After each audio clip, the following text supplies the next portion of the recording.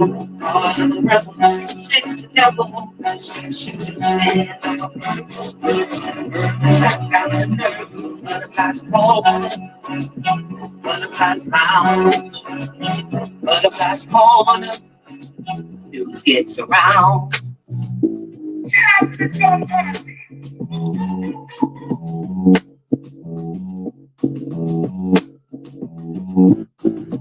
Thank you, buttercup. Head on a swivel. I like an eagle, heart of a rebel, shakes the devil, say shoot and stand on a purpose, purpose, I got the nerves, butterflies corner, butterflies lounge, butterflies corner, news gets around, butterflies go around me losing, butterflies go around me losing, and where my buttercups?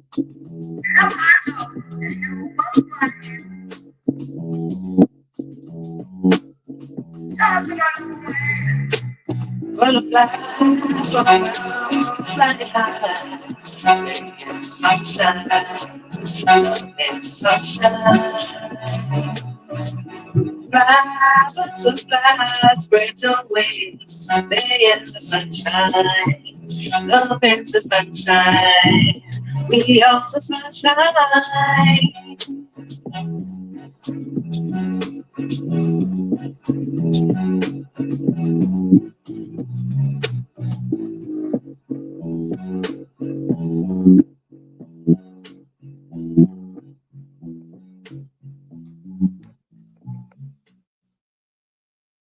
Salutations and welcome back to Butterflies Corner. How are you guys doing out here in this YouTube universe? I hope all is well with everyone. Yes, yes, yes, yes. Happy Wet Wednesdays. Yes, y'all. Happy Wet Wednesday. Wonderful Wednesday. Way to go Wednesday. Okay. Salutations, top of the morning. And welcome to another edition of Morning Table Talks. And this here we have today, Buttercups, is our no face and no case. Call in, get it off your chest. The lines are open. Okay, Buttercups. Top of the morning. Happy Wednesday. Buttercups, your girl overslept. Now, mind you, I was up early. Then I fell back to sleep, and that's what caused me to oversleep. Okay. I was up at like 4:30. Fell back to sleep. We were supposed to do our early morning walk this morning, Buttercups. But hopefully we'll see what the weather's looking like tomorrow. Hopefully we'll be able to do it tomorrow. But for my members, shout out to the members. We will be having our first members live only tonight. All right. That one, I won't oversleep. Okay. But we will definitely be having our first. Don't forget, tonight is our members only first live for our members. Shout out to all the members. Thank you guys so much for joining the membership. And I just look forward to us to continuing to glowing and growing as the beautiful tribe that we are, Buttercups. Yes. Okay. So no face, no case. The call-in line will be open this morning. I don't really have any specific subject that I care to talk about this morning. There is a lot of things that I do want to talk about, but I just didn't prepare myself. So I'm going to save that for tomorrow morning's morning table talk, because I do want to talk about the situation with the young man in Texas. I don't know if y'all know, but his bail was reduced and he was released. So we can talk a little bit about that. I wanted to talk a little bit about that. And then the twin brothers that was found in the mountains that nobody is talking about too much. I want to do a little bit more research. Oh, sugary. Hold on, Buttercups. Oh my God. Really? Just gonna break through my shit. Sorry about that, Buttercups. Can y'all hear me? Top of the morning. I want to talk about the twin brothers that was found in the mountains when they opposite direction of where they was headed. They was actually headed here. Ironically, they was headed where I live. And they didn't make it to the airport. So we're gonna, just little stuff we want to touch on, but that'll probably be our tomorrow morning table talk. Now this morning, for my no face, no case call in, y'all can talk about whatever y'all want to talk about. Okay, the rules is the whole point is for my Buttercups that want to protect their anonymity, because on this YouTube universe it can get really nasty. And you can find yourself in the middle of some shit that you really ain't got nothing to do with, but because of the nature of the beast of this YouTube universe, you know. So you call in, whatever you want to talk about, you know, get it off your chest. Okay. You ain't gotta say your name, you ain't gotta say where you from. You know what I'm saying? You call it and get it off your chest. Okay. Top of the morning, buttercups. We 7 minutes in. We got 24 in the building. Top of the morning. Y'all make sure y'all hit that free 99 like button. It's a free and easy way to support the channel. It helps me know that you appreciate the content, and it helps YouTube know you appreciate the content.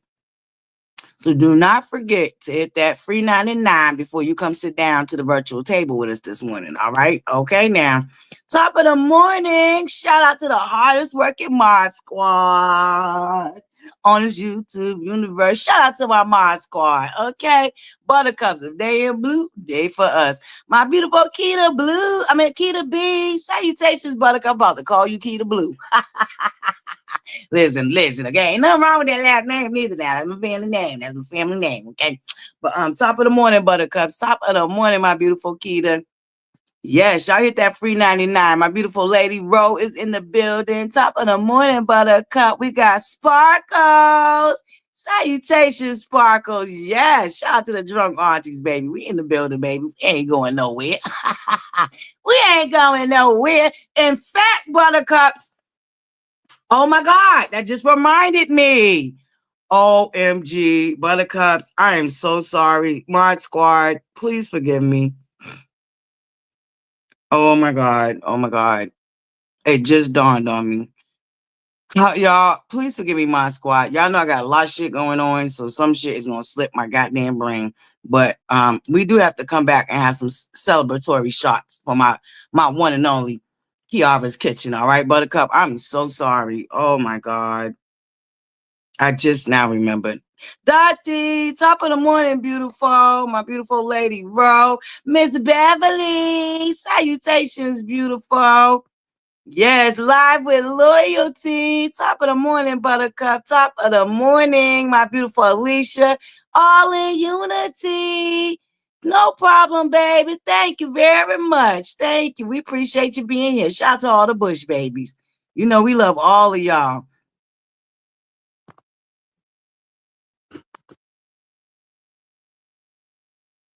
Okay, Sparkles, I definitely will. Send me the link, and I'll make sure I share it out on the wall for my buttercup so we can spread the word. All right, Sparkles? I got you, buttercup. Yes, top of the morning. What? Right, get them likes up. Top of the morning, my beautiful Dr. Melissa. Good to see you, Buttercup. Yes, I appreciate it. Girl, I can only imagine, okay? And Buttercups, I spoke to our beautiful Tina Love, y'all. She is doing well. She's just got some things going on, and she's trying to get some things situated, but she is doing well. So shout out to our beautiful Tina Love. If you're not familiar with who Tina Love is, she's part of the Mod Squad, but she's also the one that did our theme song for Butterflies Corner. So shout out to our beautiful Tina Love. I did get a chance to speak to her. She's doing well. She just, handling some other business, because my Mod Squads, all my Buttercups got real life. Okay. They got real life. Okay. I said what I said. Wait, I know, right? It's Tuesday. It ain't no face, no case. Thank you for reminding. Why do I keep wanting today to be Wednesday, Buttercups? I am so sorry. Thank you. I see what I'm talking about. I got so much shit going on. The days is mixing up the days. You right. Today is Tuesday. OMG. No face, no case is supposed to be Wednesdays. Oh, well, the calling lines is open. Your girl mixed it up. Thank you. I said what I said. What would I do without y'all, Buttercups? I mean, really, what would I do without y'all? Because my mind is everywhere these days. Shay Olay, top of the morning, beautiful. I hope you are doing well, Buttercup. I hope you're doing well. And I hope you got plenty of rest so you can heal. Okay, Buttercup? We love you, Shay Olay. Yes, yes, yes, y'all. I think I got all the chat, Buttercups. K Tony, where you been, girl? Salutations, my beautiful Buttercup. Salutations. I'm sorry, y'all. My mind and slipped and everything. I apologize about that. Okay, yeah, a couple of weeks. Yep, make sure y'all do y'all taxes, Buttercup. Okay, need our rest, girl. I'm trying to tell you, overslept, woke up early, went back to sleep. You know. Queen Barb, salutations, Buttercup. Salutations. Okay, I think I got all my chat, Buttercups. Top of the morning, Bush Babies. We got 22 in the building. Hit that free 99 like button, okay? No face and no case. But Buttercups, I did find something interesting. Now, y'all know I love my fashion, okay? Y'all know your girl love her fashion. I consider myself a little fashionista of my own sorts and all, you know. So I did come across some interesting stuff, y'all. Now, Buttercups, y'all know the United States and China got some stuff going on with this thing called turf or tariff. I believe that's how you pronounce it. But I was floating around being newsy, and since I'm into fashion, this did spark my interest, Buttercups. So I'm gonna let this play real quick. Shout out to the content creator I got this down to from TikTok. I'm gonna let this play real quick, and I want to know what y'all think, Buttercups. You know the tariff war is getting bad because ain't no TikTok in China. So how are they all landing on our FYP? Now I know you've been seeing this guy all over your FYP. Well, he goes by the name of Sin Bags, and he's basically been exposing luxury brands, their costs, and how you can get these bags directly. Albeit you won't get the label, but you'll still get the quality material. And you've also probably been seeing this woman here. Well, she goes by the name of Luna, sourcing China, and she lets you know the distributors for some of your favorite clothing brands, including Lululemon. Now, people have been trying to figure out, why are these people coming across FYP? Well, here's the thing. We've gone through a tariff war with the United States and China has started to reduce their regulations on a lot of things, which includes counterfeiting. If you guys didn't know, China is an authoritarian regime, and so they have strict guidelines when it comes to counterfeiting because prior to all the tariff wars, they used to have a relationship with the US, and China used to honor patents as well as trademarks for a lot of these luxury brands until the trade war happened, and then they just said, F it. Now, before the trade war, we were still able to get those dupes from the gate, if you know what I will. But that's because most of those distributors hadn't got caught yet. Because again, prior, China had this like, if we don't see it, it's not occurring type of policy. But if they did see it, then they would be taken down. And that's why a lot of those gate Alibaba, AliExpress type of companies would often go down. And it'd be really hard to find those distributors again because they would get caught. And then they would have to come back and rebrand as a new name, even though they still had the same material. But now that those regulations have been dropped, you're going to start seeing a lot more of these distributors basically just selling directly to you. And what makes the story even more funny is that TikTok's not in China, y'all. It's not there. It's under a different subsidiary name, but it's not TikTok. And those apps don't cross. So the fact that you're seeing these videos makes it even more hilarious.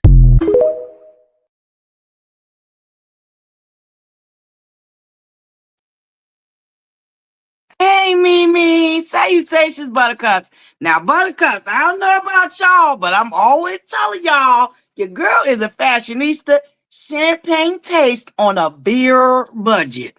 I don't know about y'all, but I'm taking advantage of that, okay? Your girl about to get her some purses, okay? But listen, Buttercup, no, seriously. That's just the tip of the iceberg, all right? Because you know they're also exposing not just the luxury brands for the pocketbooks and stuff, but they're also exposing for the gear, like the actual gear and stuff. But can I just tell y'all a little something? I've been knew that they was manufacturing in China. And I just be honest with y'all, because there's a couple of brand name bags I got. Some, you know, of course I got it on the beer budget. Your girl can't listen. I promise you, beer budget. Okay. So I got them on the low, you know what I'm saying? I got a little spot I go to, you know what I'm saying? I get my little, yeah. Okay, do my little one too. Not a booster, but a legit spot that I go to that be having the goods. Okay. Now you just have to have the eye for it, which I personally happen to have the eye for shit like that. So I'm always finding the good stuff. All right. But I already knew that they was manufacturing in China because one of the spots I go to get stuff from Neiman Marcus, Saks Fifth Avenue. Now, if you know anything about Neiman Marcus and Saks Fifth Avenue, they like to knock off. What's that big store in New York? It's at the tip of my tongue. Y'all know what I'm trying to say. What is it? Boyd and Good. I don't know why I can't get it out right now, but y'all know what I'm trying to say. That really expensive store that all the people with money shop at. Okay, well, you know, Neiman Marcus and No, not the Potential Center. No, not that one. It's called no, it's a real I want to say Border I know I'm saying it wrong, but it's Goodman. I know, no, not Bloomingdale's. It's Goodman, Borden Goodman's or whatever. I can't say it right now. I'm sorry, Buttercup. I cannot get it out. But it's a very expensive store that everybody shops at, and it's supposed to have all these luxury. Thank you, thank you, thank you, thank you. That store.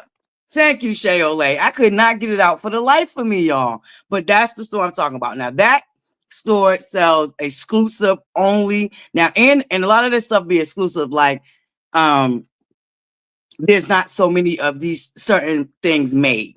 Okay. Now the whole thing with the luxury brand of luxury of all of it is it's supposed to be like a status symbol here in the US anyway. It's supposed to be like a status symbol, or you know what I'm saying?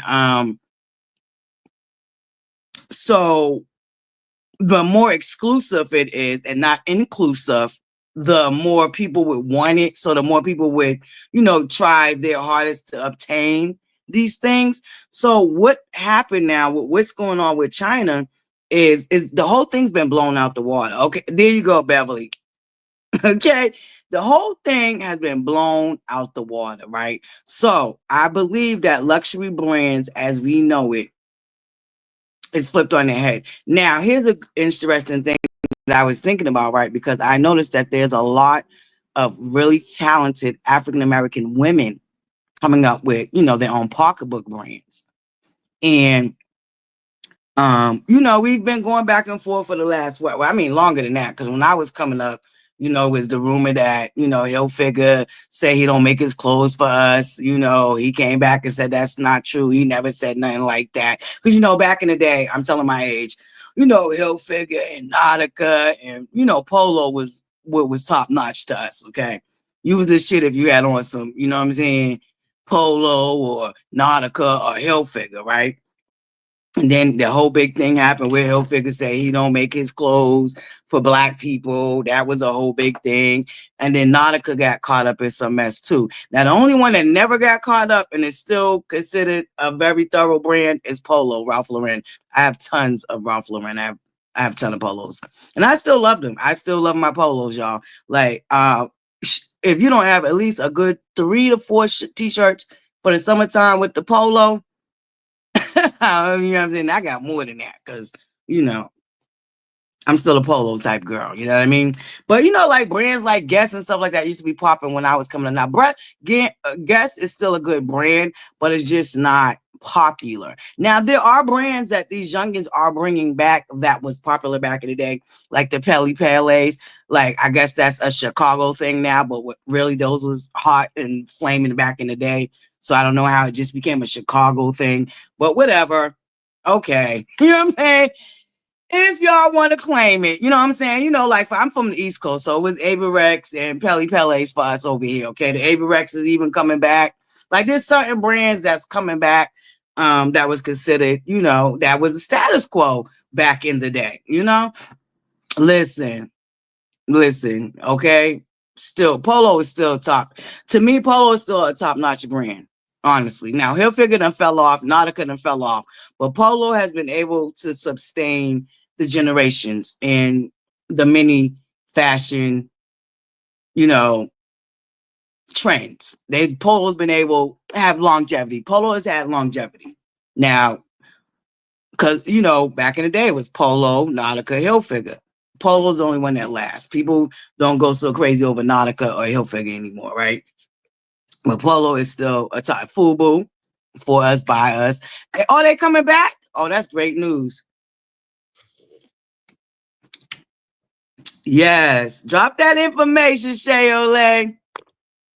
Miss Beverly said, drop that, baby. So I was just wondering what y'all think, but I know this, Buttercups. I'm getting in on this, okay? Listen, before it gets shut down, I will be getting me a couple of pocketbooks, okay? I ain't gonna hold y'all. I ain't mad at them, but I already knew that they were producing. Oh, this is why. Because I have a couple of purses that are, of status quo, but I didn't pay status quo money, but when I went into investigating them, because I investigate everything I buy because I'm just like that.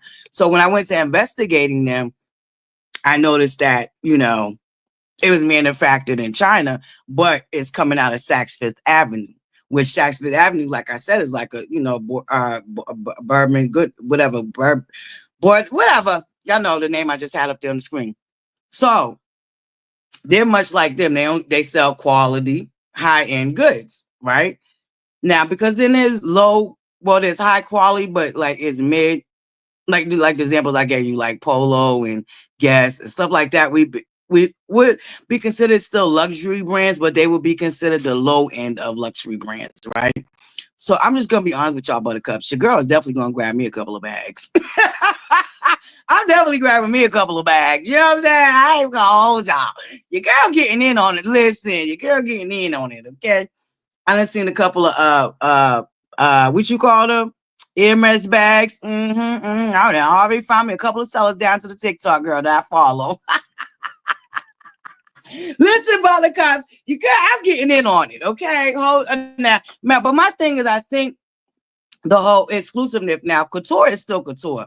Now, if you notice, couture makes statement pieces, and they really literally only make maybe a handful of them pieces. Like if you go into the whole couture culture, because everything is not couture. Everything that these fashion house brands, you know, like Louis, Christian Dior, all these, you know, there's the products that they make for the masses, and then there is the products that they make for the real couture.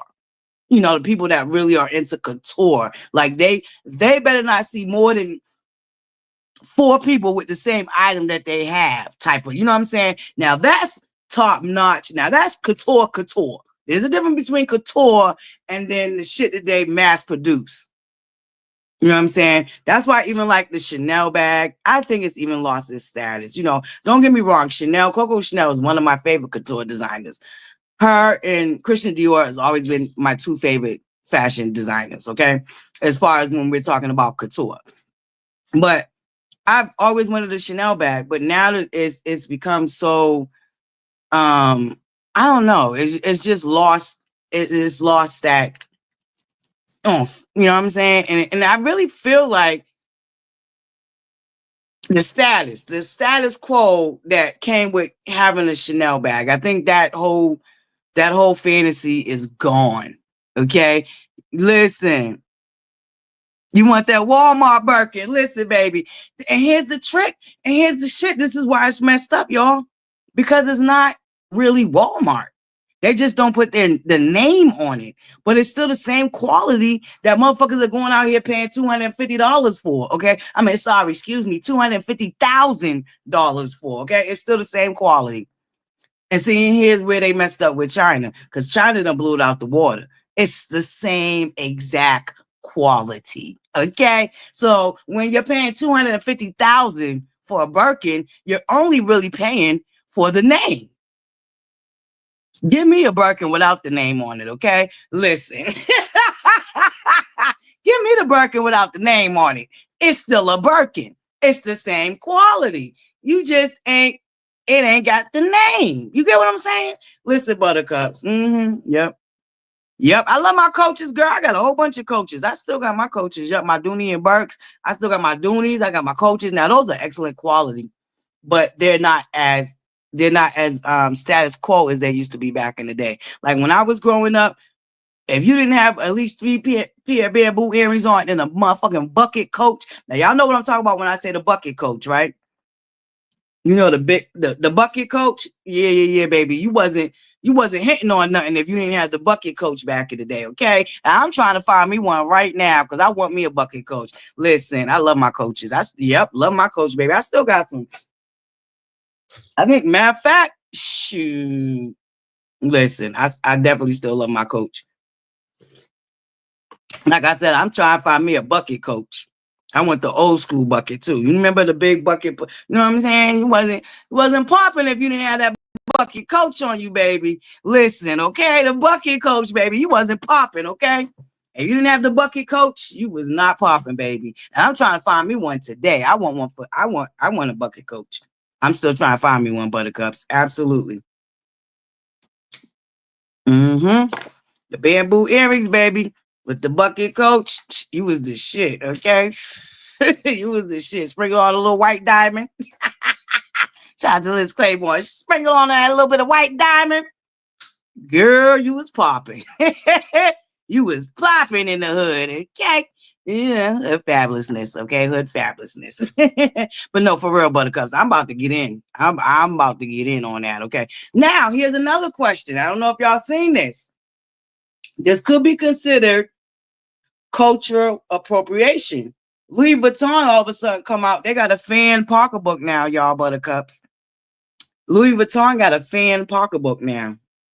Not the fan don't actually open. It's shaped in the fan, you know, in the fan, but it's not one that you can really pop open. Now, what do y'all feel about them coming out with a fan pocketbook, knowing that we are all like hooked on boots on the ground right now? Do y'all consider that cultural appropriation? And would you buy the yes, yep, mm-hmm. Yep, that perfume, happy. Okay, listen. We had some great perfumes back in the day, huh?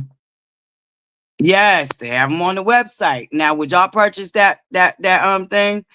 Trash. Shayole said trash. Yeah, I think it's trash too.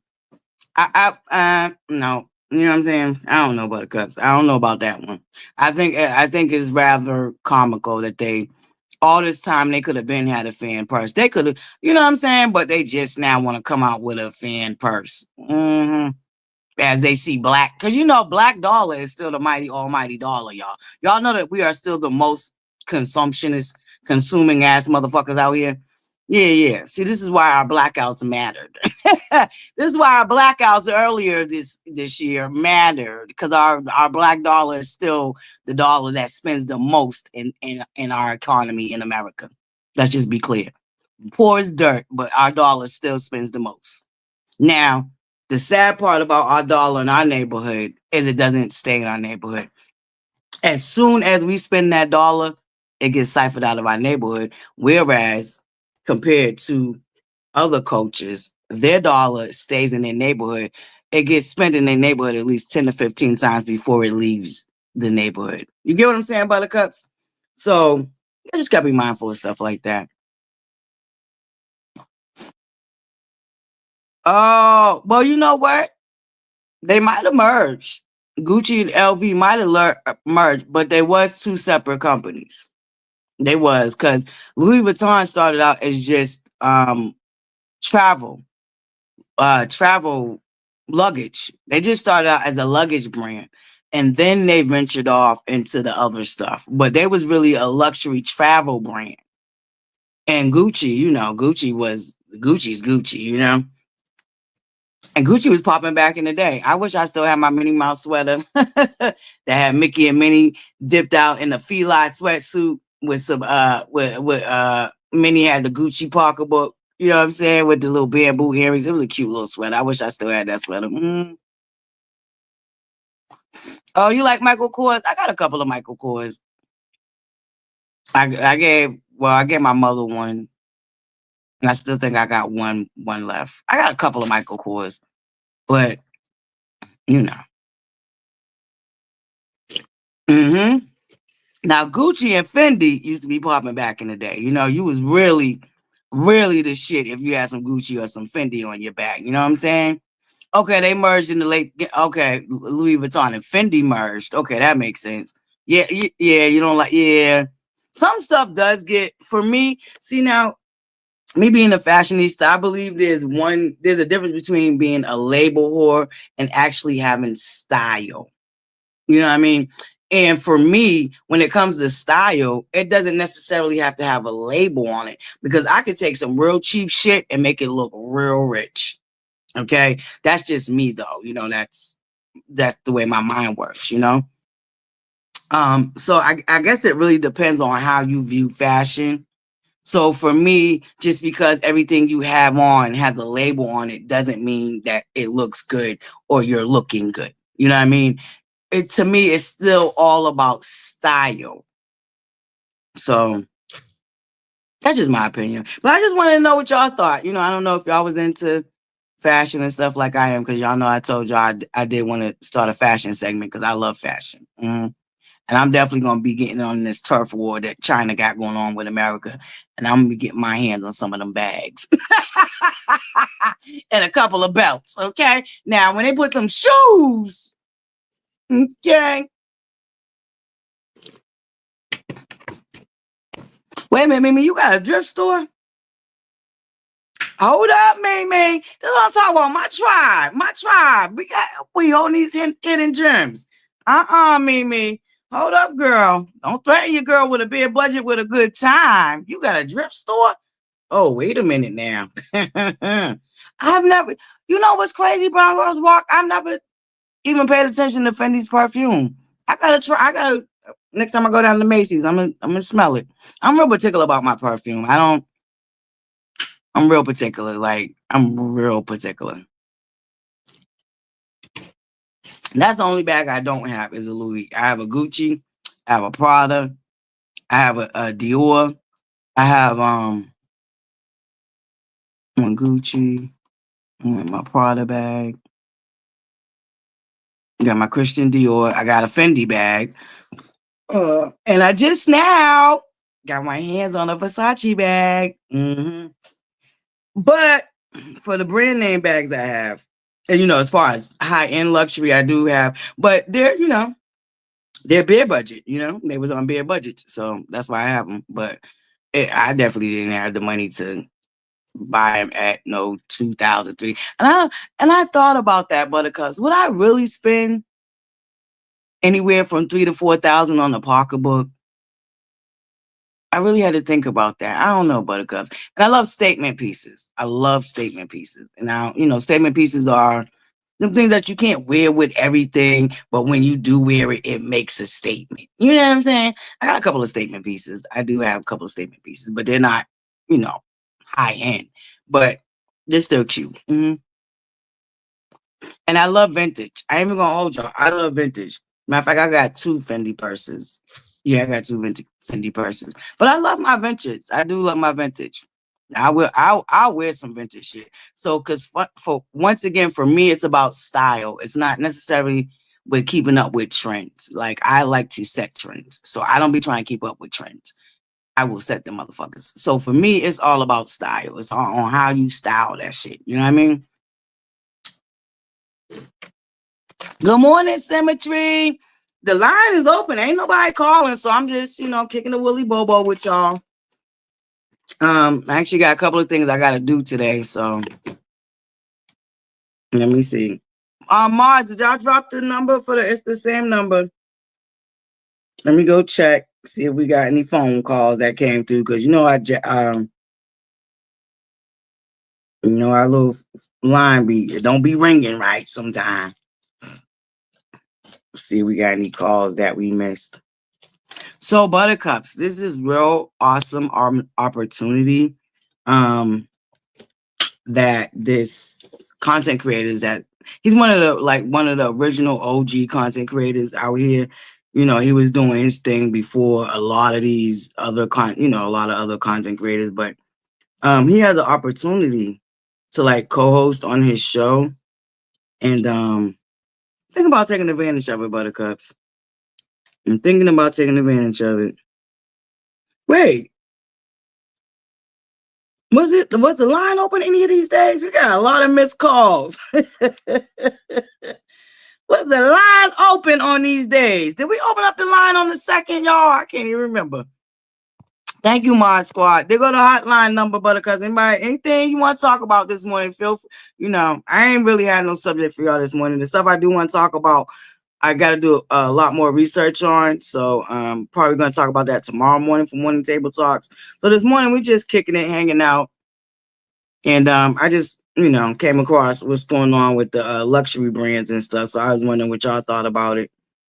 But your girl's I'm personally definitely going to try to take advantage. Listen, I'm trying to get me a couple of them purses. I ain't going to hold y'all. I'm not going to hold y'all at all. I do love my fashion. Okay, I love my fashion. Oh, see, I didn't know Marc Jacobs and Christian Dior was owned by Yes, yeah, I love vintage. I have an eye for vintage too. Absolutely. Right, right, right. Okay, listen, Kiara. Kishara's kitchen, baby. Listen, I'm taking advantage of that shit. Now, I don't know. I'm definitely gonna get me a Birkin. I'm gonna get me a Birkin. It just ain't gonna say Birkin. Look, okay, Lady Roll, look. You can't be great minds think alike. Listen, I'm about to get me one of them Birkins, okay? Listen, okay. It may not have the name on it, but I'm getting me one. I want the house one. Y'all seen the house one is the newest one. I want that one that got the little house. The only people I know that got it is this Asian woman that is a freaking fashionista to core. So I know her. She got one. Marlo got one from Real Housewives of Atlanta, and Cardi B got one. Those are the only three people I seen with the house Birkin. That's the one I want. Look, it ironically, I want the house Birkin, okay? That's food, okay? The bitch, I can't move into it, but I want the house Birkin, okay? Ironically, I want the house one. And I wouldn't mind the bling bling one. I want a bling bling one too. I ain't gonna hold y'all. I'm gonna see what they offering though. Like I told y'all. Yes, Shayole. I want a vintage Chanel too. I don't want like the newer ones. I definitely want a vintage Chanel. Mm-hmm. For sure. I'm trying to tell you, girlfriends. That's why I said I think I'm gonna get in. Now, but I think luxury as we know it is no longer, what it used to be. I don't know how they're going to finagle this. I don't know, Lady Ro. And it's so heartbreaking. Why the fuck do I gotta beg y'all for likes? It'd be so heartbreaking. 52 and only 27 likes. Really? Here we go. Let me see what I could play for y'all to get y'all to give me them likes. Hit that goddamn like button. Damn, I took all my good shit out. Hit that like button. Come on, Buttercup. Hit that like button. Let me see. Let me go find something. Maybe y'all hit the like button if I play this for y'all.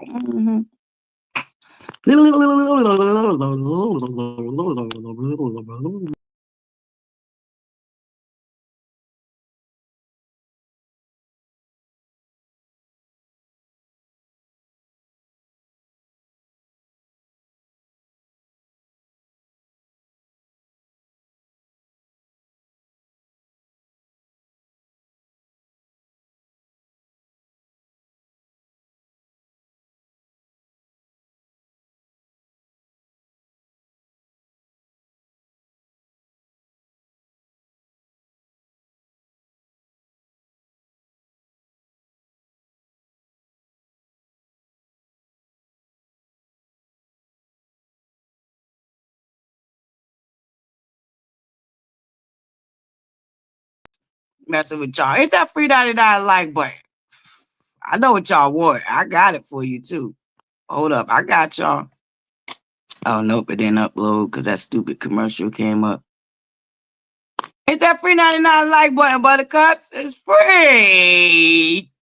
Why we gotta go through this every Oh, this is another good subject. No, let me get my thing first. Then I'll bring that one back. So I think a lot of people, when they first heard him say this, they thought it was on some weirdo type stuff. But I get what he's saying. I totally got what he's saying. But I'm gonna upload that after y'all get the likes up. Okay. My squad. Come on.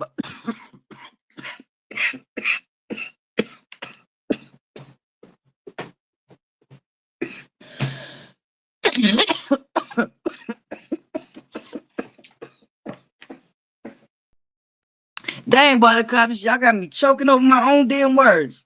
Hit that free 99 like shit.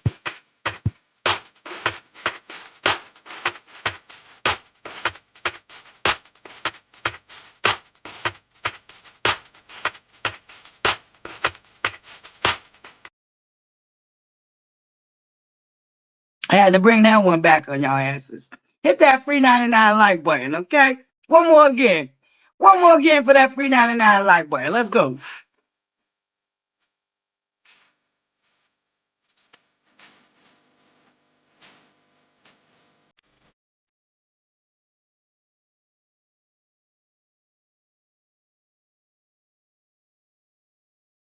Had to bring it back on y'all asses. Hit that free 99 like button, okay?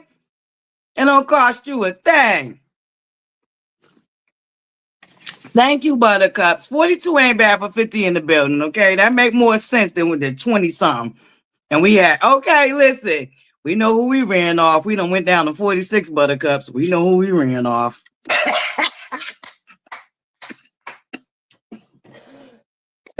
There's only a certain type of people that don't like they don't like this, okay? They don't like this.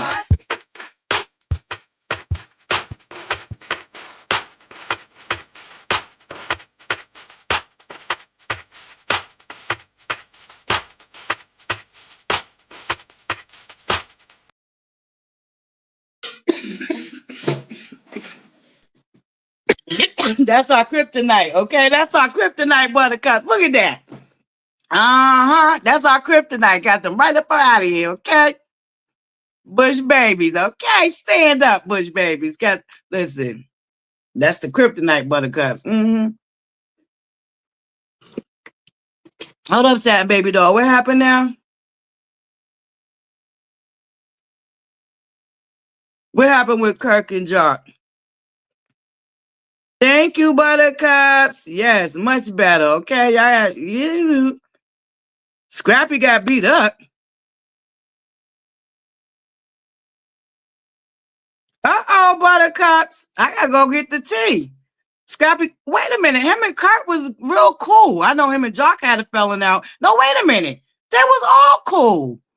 I'm thinking of the other one, Chaotic. That's what I was thinking of. Wait a minute. They beat him? Satin Baby Doll. Is there footage of them beating him, or they just running around saying? And then there was two of them niggas on one, so you ain't get no bragging rights when you have to jump a motherfucker. I'm sorry. No bragging rights. If there's two of y'all against one, there's no bragging rights.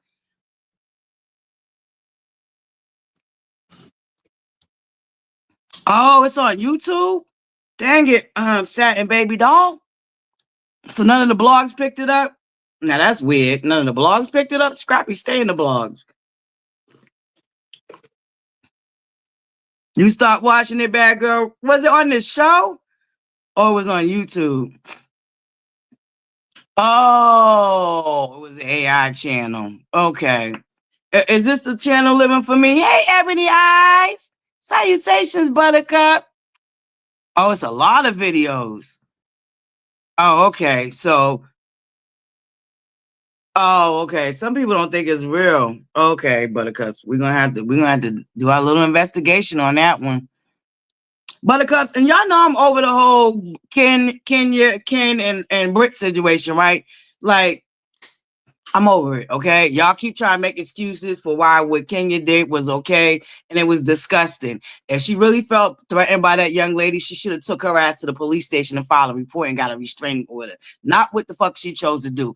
I don't give a fuck what y'all say. And then we're not going to act like Kenya wasn't on that show with a whole burner that she pulled out the closet. So to act like Brit should be getting some consequences that Kenya never got when she brought a whole actual burner out of her closet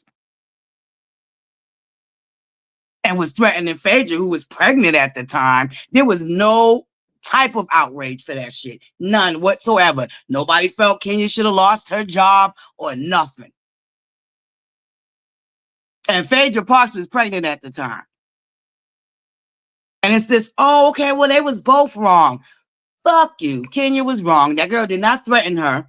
She did mention she had a burner, but it's not like she was all up in Kenya's face, bucking at her, threatening her. That's just bogus to me. And the simple fact is, society is really, sometimes it's really like, because it's like, y'all know I get triggered by the whole Kenya situation, okay? That girl's a nasty heifer, and she's always been, and she's always pushed the line too goddamn far. It just kills me how everybody's making up these excuses and everybody hates Brett. Oh, she's so ghetto and she's so this. It's like it's like y'all have to notice some shit don't stay the same. And I think with the fans of the Real Housewives of Atlanta, specifically Real Housewives of Atlanta, they have a hard time with change. They don't know how to accept change. Like, they put these women through hell for their first season and they're expecting them to be veterans, or it's like, come on, y'all, this is their first goddamn season. Why are y'all expecting so much from these women as if they're veterans in the game, like a Kenya who should have knew better? And then now the new excuse is, oh, she was set up by the network. The network didn't tell her to do that shit. Kenya decided to do that shit on her motherfucking own. Y'all keep trying to look for people to blame instead of the motherfucker that actually did this shit. If she knew the producers didn't want to ask there no more, why would you put yourself in a position to make it easy for them to get you out the way? Now they said that the production set her up is bullshit. It's like, come on now. Make that shit make sense. Y'all irk me, man. Y'all always going up for like straight up just disgusting, vile, toxic ass people and make up all type of excuses why it's okay for them to be toxic. Oh, she's the shade assassin. Oh, I just love how she reads, but get the fuck up out of here. She's always been a nasty, vile person. Kenya's always walked around with a chip on her shoulder. She's always pushed the fucking envelope, and y'all motherfuckers always make up excuses why that shit's okay. But somehow Brit's wrong. Kenya did so much vile, nasty shit on that show since she's been on there, but somehow Brit is the worst person in the motherfucking world. And then to make excuses for why it was okay for Kenya to do the dumbest shit ever, which was take away from her own moment. Y'all can't even be real and admit that bitch took away from her own moment. Worried about the next bitch that she didn't even fucking know. I'll be motherfucking damned if I let a bitch I don't even know trick me out my spot. This is what I'm talking about, buttercups. Y'all get too much in your emotions and allow motherfuckers to trick you out your spot. There's all whole other ways Kenya could have handled that shit. But y'all don't want to admit that shit was tacky and fucking just low brow and gutter sniper Kenya to do that shit. Like said, as if there ain't rumors out there about her being a pass around down to the Hollywood in her day. That's not, and it's just these women trying to shame other women. Allegedly, rumor has it, one on the curve is Kenya was a pass around too. Y'all be trying to act like these women are better than the next women and all this other bullshit. Nobody's better than nobody. Who said that shit? I think Shamia said it. Shout out to Shamia. None of these women are better than each other, period. And they all on the same fucking platform. If you ask me, if Kenya's so great, she should have been left Housewives and built the empire. You know what I'm saying? The only ones that really did this reality shit and really got on their grind and really blew this shit out the water is Cardi B. I don't give a fuck. A lot of y'all don't like her. Oh, she's too this, she's too that. But she played that game how it was supposed to be fucking played. And to this day, Cardi B is fucking winning. Okay? Don't try to convince me Kenya's some type of star and couldn't catapult that shit into something else. No, bitch, she need that check just as much as Brit need that motherfucking check. Let's just keep it a buck. Y'all be trying to act like because a bitch is an OG on the show, that make her better than the new girls. Hell no, Kenya don't even belong on there no fucking more. Y'all old bitches, move out the way and let these new bitches come in. Cardi B is the only one that pivoted that shit how she was supposed to. That's why she a household name to this fucking day. Fuck Kenya. She ain't no motherfucking victim. Didn't nobody set her raggedy ass up. She always been a nasty, vile ass fucking person. Now all of a sudden, because she met her fucking match, she need justice. It's a problem. Fuck you. Kenya just, listen. Kenya met a match is what happened. You can't just be talking. You called the girl a peasant. You can't be disrespectful and then try to control how a motherfucker reacts to your disrespect. Because everybody, different strokes for different folks. Kenya's lucky that's all that girl did was fucking cuss her the fuck clean out. The next bitch would have fucking been popped Kenya and her mother. Y'all seen what Portia had to do? And that's the type of energy Kenya be on. Kenya be provoking you into the fact you want to mollywop that bitch. Oh, use your words. You can't use. No, everybody don't use their motherfucking words. Let's just stop playing these stupid ass games. Everybody don't use their words. You liable to get, bitch, you liable to get the motherfucking mollywop. You talk too fucking crazy to me. And Kenya has a habit of doing that. Why are you talking to this woman about her motherfucking ring? Whether it's an engagement ring or wedding ring or whatever. Kenya came in the gate being shady, but everybody wanted to negate that. Oh, that was just light shade. Bitch, it's none of your motherfucking business. Light shade my ass. She don't know that girl. If you first now meeting somebody and the bitch you just now meeting inquiring about your motherfucking ring and you gonna tell me that you okay with that shit? Y'all be co-signing and going up for some of the wackest shit I've ever seen in my life. Like, that shit be bananas to me. Now, all of a sudden, production set Kenya up. No, Kenya set her own fucking self up. She tricked her own self out of her own fucking spot. Being a nasty, vindictive bitch that she always been. And this time, she just took it too fucking far. Period. And it ain't production's fault. It's Kenya's fault. Period. Blame another woman for you getting tricked out your motherfucking spot. You was better off going to get a restraining order so she couldn't even film no more. But y'all, Kenya's so smart.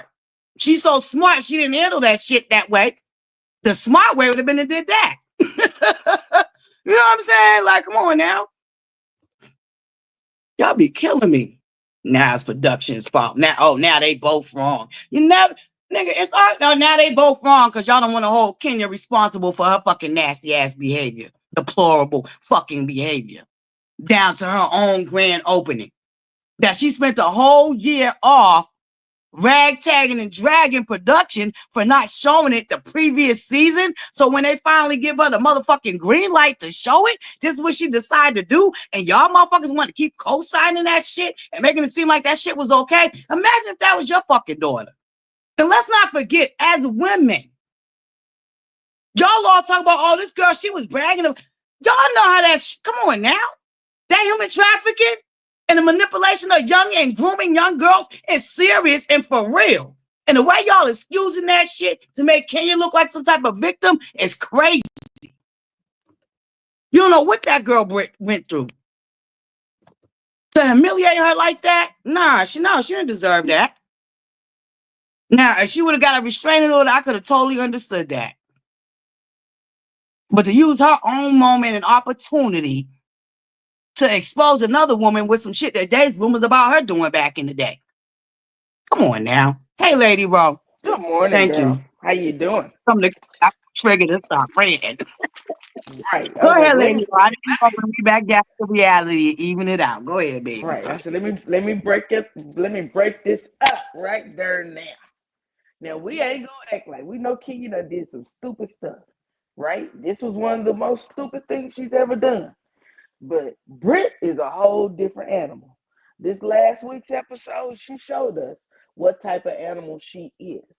And I believe, I'm not saying Kenya's justified because I'm not a Kenya fan. I say that all the time. I'm not Team Twirl at all.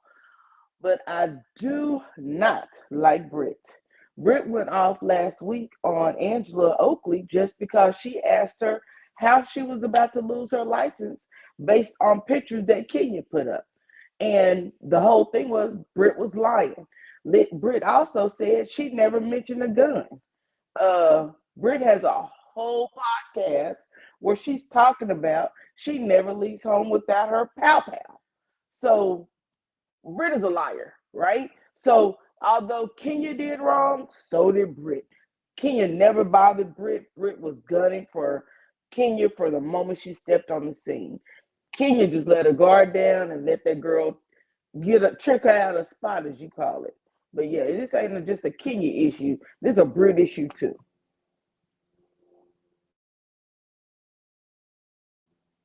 Now, what you got to say about that?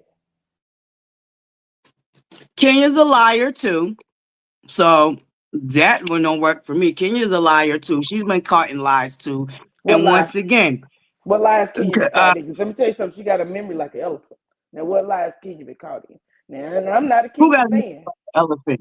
You do? No, Kenya does. No, Kenya Kenya been has a caught memory in like lies. an That elephant. man Walter, that tow truck driver was not really her boyfriend. Kenya lied about not wearing weave in her hair. That's Let why me she tell you, had a Kenya whole lied about commitment when Tanya brought that out. Because she was running around lying for years, talking about she don't add nothing to her hair. Kenya been caught in a lot of lies. Cut it out now. And let's just keep it a trill. Let's just keep it a trill. Britt had remorse right after. Kenya is still doubling down and making it seem like she was some type of victim.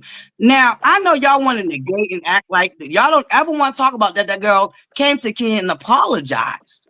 But that. that is When? never good enough. It's like, She no, Well, tried. the no, no, day no, of the no. event when she She could said, have called her prior. So Right. was it really genuine well, or was it Kenya for could have clout? uninvited her. Kenya could have uninvited her too. But That's she not how didn't that because went, right? she wanted If I don't get to make a uninvited, point. if I don't get uninvited, then I'm gonna assume that that leaves me room to at least be able to apologize to you. Now I can see if Britt didn't come and wasn't willing to apologize, but Britt was willing to apologize. She recognized, even if she didn't recognize in the moment. Once the women sat down and talked to her, she recognized that you know what, yeah, I could have been wrong, and she was trying to take responsibility for her part. Y'all keep wanting to skip over the fact that she even apologized to that woman. We're not, and then you want, oh, how sincere was it? Don't matter how sincere or unsincere it was. At least she did it. Then you're still doubling down, trying to act like what she did was a-okay. It was And definitely it not wasn't. okay. No, I don't Just agree with saying, Kenya did. it was not okay. go ahead, That's baby. what. It Your was opinion. not okay. It was not okay. I know y'all came to get me. I just think that I'm gonna say this because Kenya has done some foul things over the years that I've witnessed, right? I don't know if I've ever seen her physically like threaten physical, you know, She definitely has. violence towards She anybody. definitely, Like as she far as like definitely either by putting her hands on that person or actually taking out a weapon and doing something to that person that could possibly on. end their life type of on that type of standard. My thing Oh, about oh, it okay, okay. is um I feel like Brittany is weird. I'm looking at this woman from the outside and how she's came with energy, even how she kind of snapped at Angela was like, read the effing room. Something is not right about Brittany. Two things can I be the agree. truth. Kenya has problematic behavior. I believe that she should have been punished for putting any inappropriate imagery out of her castmate. You're really going against the argument that you were in fear of your life if you didn't disinvite the girl, and then on top of that you're in her presence and you're fueled to do something that might cause her to react even worse than when she did prior to you simply calling her a peasant. So I'm not going along with what Kenya did. But what I'm saying is the behavior of Brittany, I'm not going up for Kenya, but the behavior of Brittany is unsettling. I was watching that on my TV and I felt uncomfortable because I have never been in the presence of someone threatening someone with a gun or something. That was just so weird. And for the amount of aggression that she had simply because of something that she honestly started. Why Right. can't you be nicer to Brittany? Why can't you do this and that? And it was like she was trying to antagonize the situation and got angry because Kenya didn't give her the reaction that she thought she would get. And I feel like she thought that would have been her rite of passage, like maybe having a one up on Kenya. So maybe that's why she was so gun ho on trying to make a moment with Kenya. But everything that transpired from the first interaction, I felt was weird. And then that interaction that occurred at that bank house, it really threw me off. I was like, something's not right with that young lady. Beautiful woman. I'm not going to say she sounds nasally, though. I don't understand that. But she's not there. Just like when she lied about the license. I've never heard of nobody losing no license because what somebody else done to them. You know what I'm saying? I don't know. But something about her is not right. I'm not going up for what Kenya did. Because in the Right. beginning I did, because I had those moments, right? But I was like, no, Kenya was wrong Mm. for what she did and how she carried out her response to her, that young lady doing what she did. But how Brit has been handling herself, and the only reason why Portia is, hanging on to Britt right now for dear life is because she doesn't want to talk about her situation. So Right. anything that she adds to it is not genuine. To me, it's just straight up manipulation. So we can, forget about the fact that she stole a husband from somebody else and he turned out to be a scammer. But something is not right about Britt. She's volatile. And I've never thought that with any housewife that I've witnessed on Atlanta. But then again, I haven't seen every single episode of every single season. But something is not right about that young lady. Something is off with her. I agree with that 100%. Now, Something is I off with Brittany. can't act like y'all ain't never seen Ken act aggressive. Ken has definitely been aggressive. First of all, the whole twirl and Team Twirl came from when she jumped up in Portia's face and got aggressive with Portia. But no And they had one to is. But side butterfly, and you're hear that arguing. Butterfly, going with the wind. Come on butterfly, now. butterfly. You're arguing a mute point. No one is saying that Kenya is an angel. No one is saying Yeah, I any of agree. that. No one thinks she's an No, but angel you're at saying all. that y'all We're never seen her be aggressive. Y'all what are we're saying that y'all never saying seen is the way that not. Brit has been aggressive. Ken has definitely been aggressive in the way that Brit has been aggressive. Her and Walter got into a whole thing down to the room. He had to restrain the girl. Y'all remember that tow truck driver she was dating? The man thought she was a loony bin. Well, Come she on now, may. Ken is She no as one. aggressive But as coming but off. that But Brit is butterfly. off young. I'm not saying that she's not aggressive because I'm not a Kenya fan, so I definitely can call out her junk. What I'm saying is, in this particular case, Brittany is just as wrong as Kenya is. And we see that Brittany is an issue. Brittany has also told us that she doesn't have a lot of girlfriends. And I can see why. She is not a friendly girl.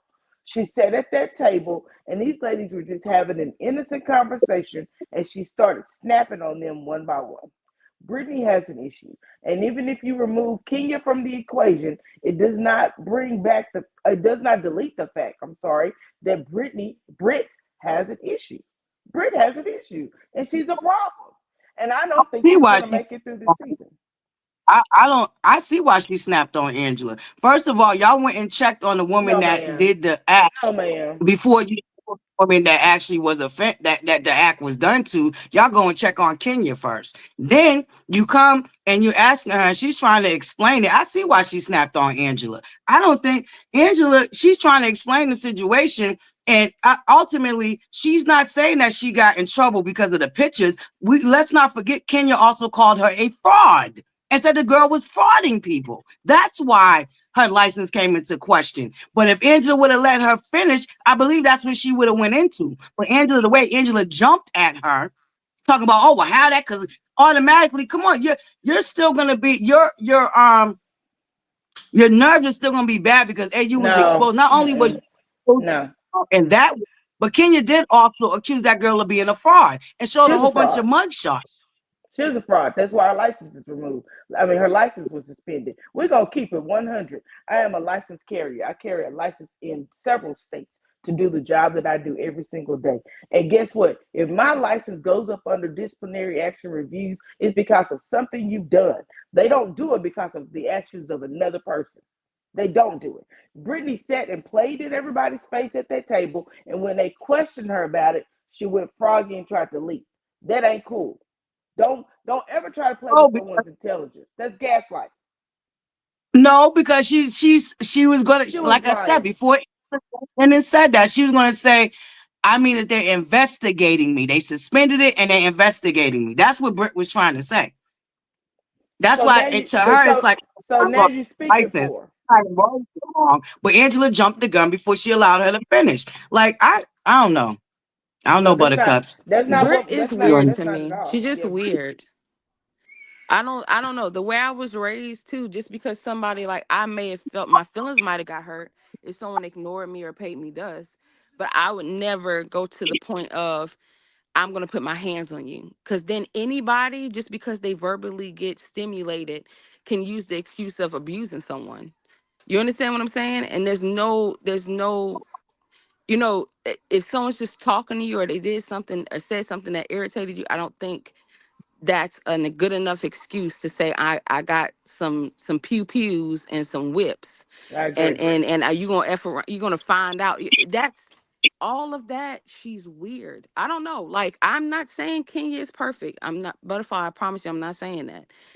And I understand if you would respect if I did say if I thought she was, because we all have the right to having our own opinion. Point blank. Period. No opinion is going to be aligned or the same. But at the end of the Right. day, like, Dog. And Brit I still is, love y'all. and devil's advocate. If anybody took her seriously of the threat that she made, Kenya wouldn't have had a moment because there would be no Brit that would be involved in the whole picture. Because Sister wouldn't have had a we wouldn't be here neither if we're gonna look at it like that, because she threatened Phaedra seasons ago, and actually we seen the burner on camera because she pulled it out the closet. So, no, are you serious? Yeah, that was acted like like season you did. season Hold five. up, no, Kenya pulled out an actual. In season five, Yes, Oh, see, yes. I did not know that. All right, her that's what I'm like. It's a outrage for me, and acting like her life was threatening as if she didn't do something similar to Phaedra, and Phaedra was pregnant at the time. Come on now, nope, ain't going, She ain't pulled going. out a actual pew pew. She but pulled out an but actual but pew but let's on put it in camera. let's put it in let's put it Whoa. in let's put it in perspective.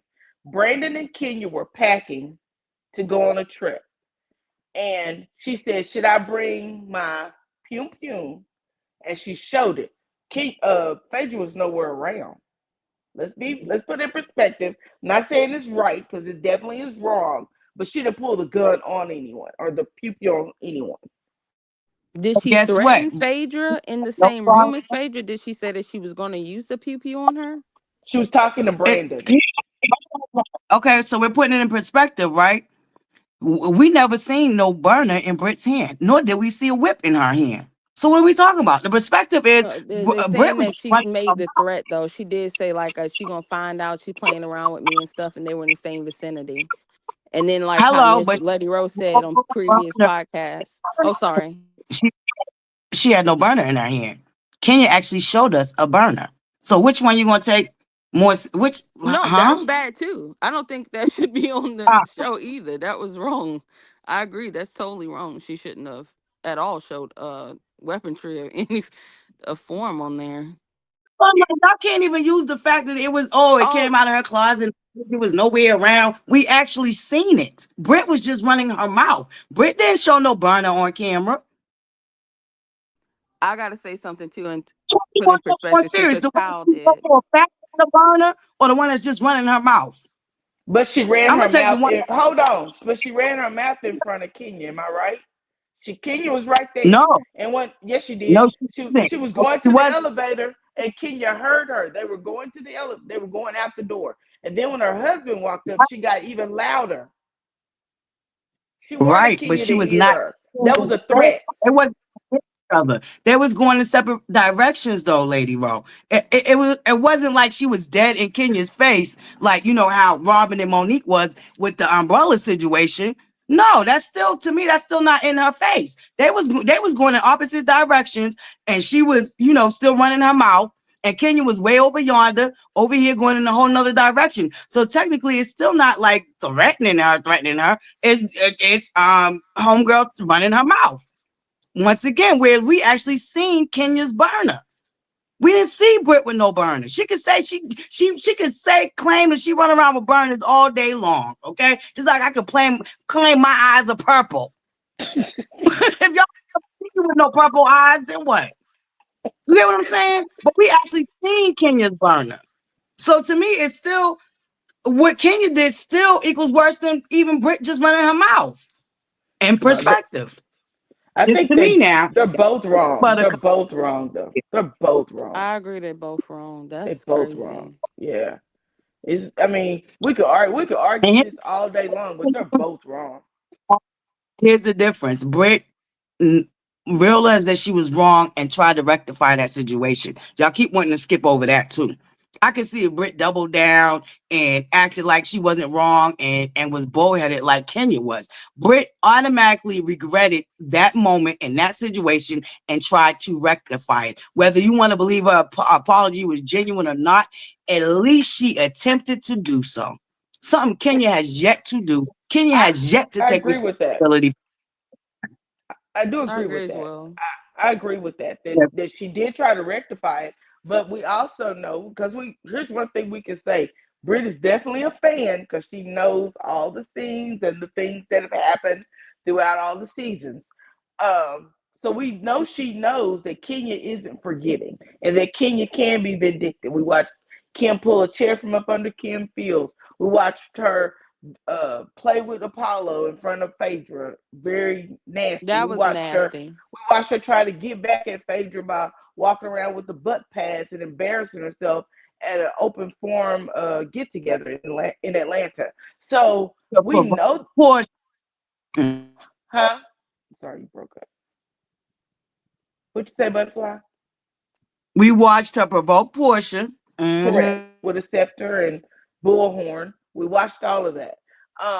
So we know that Kenya is nasty.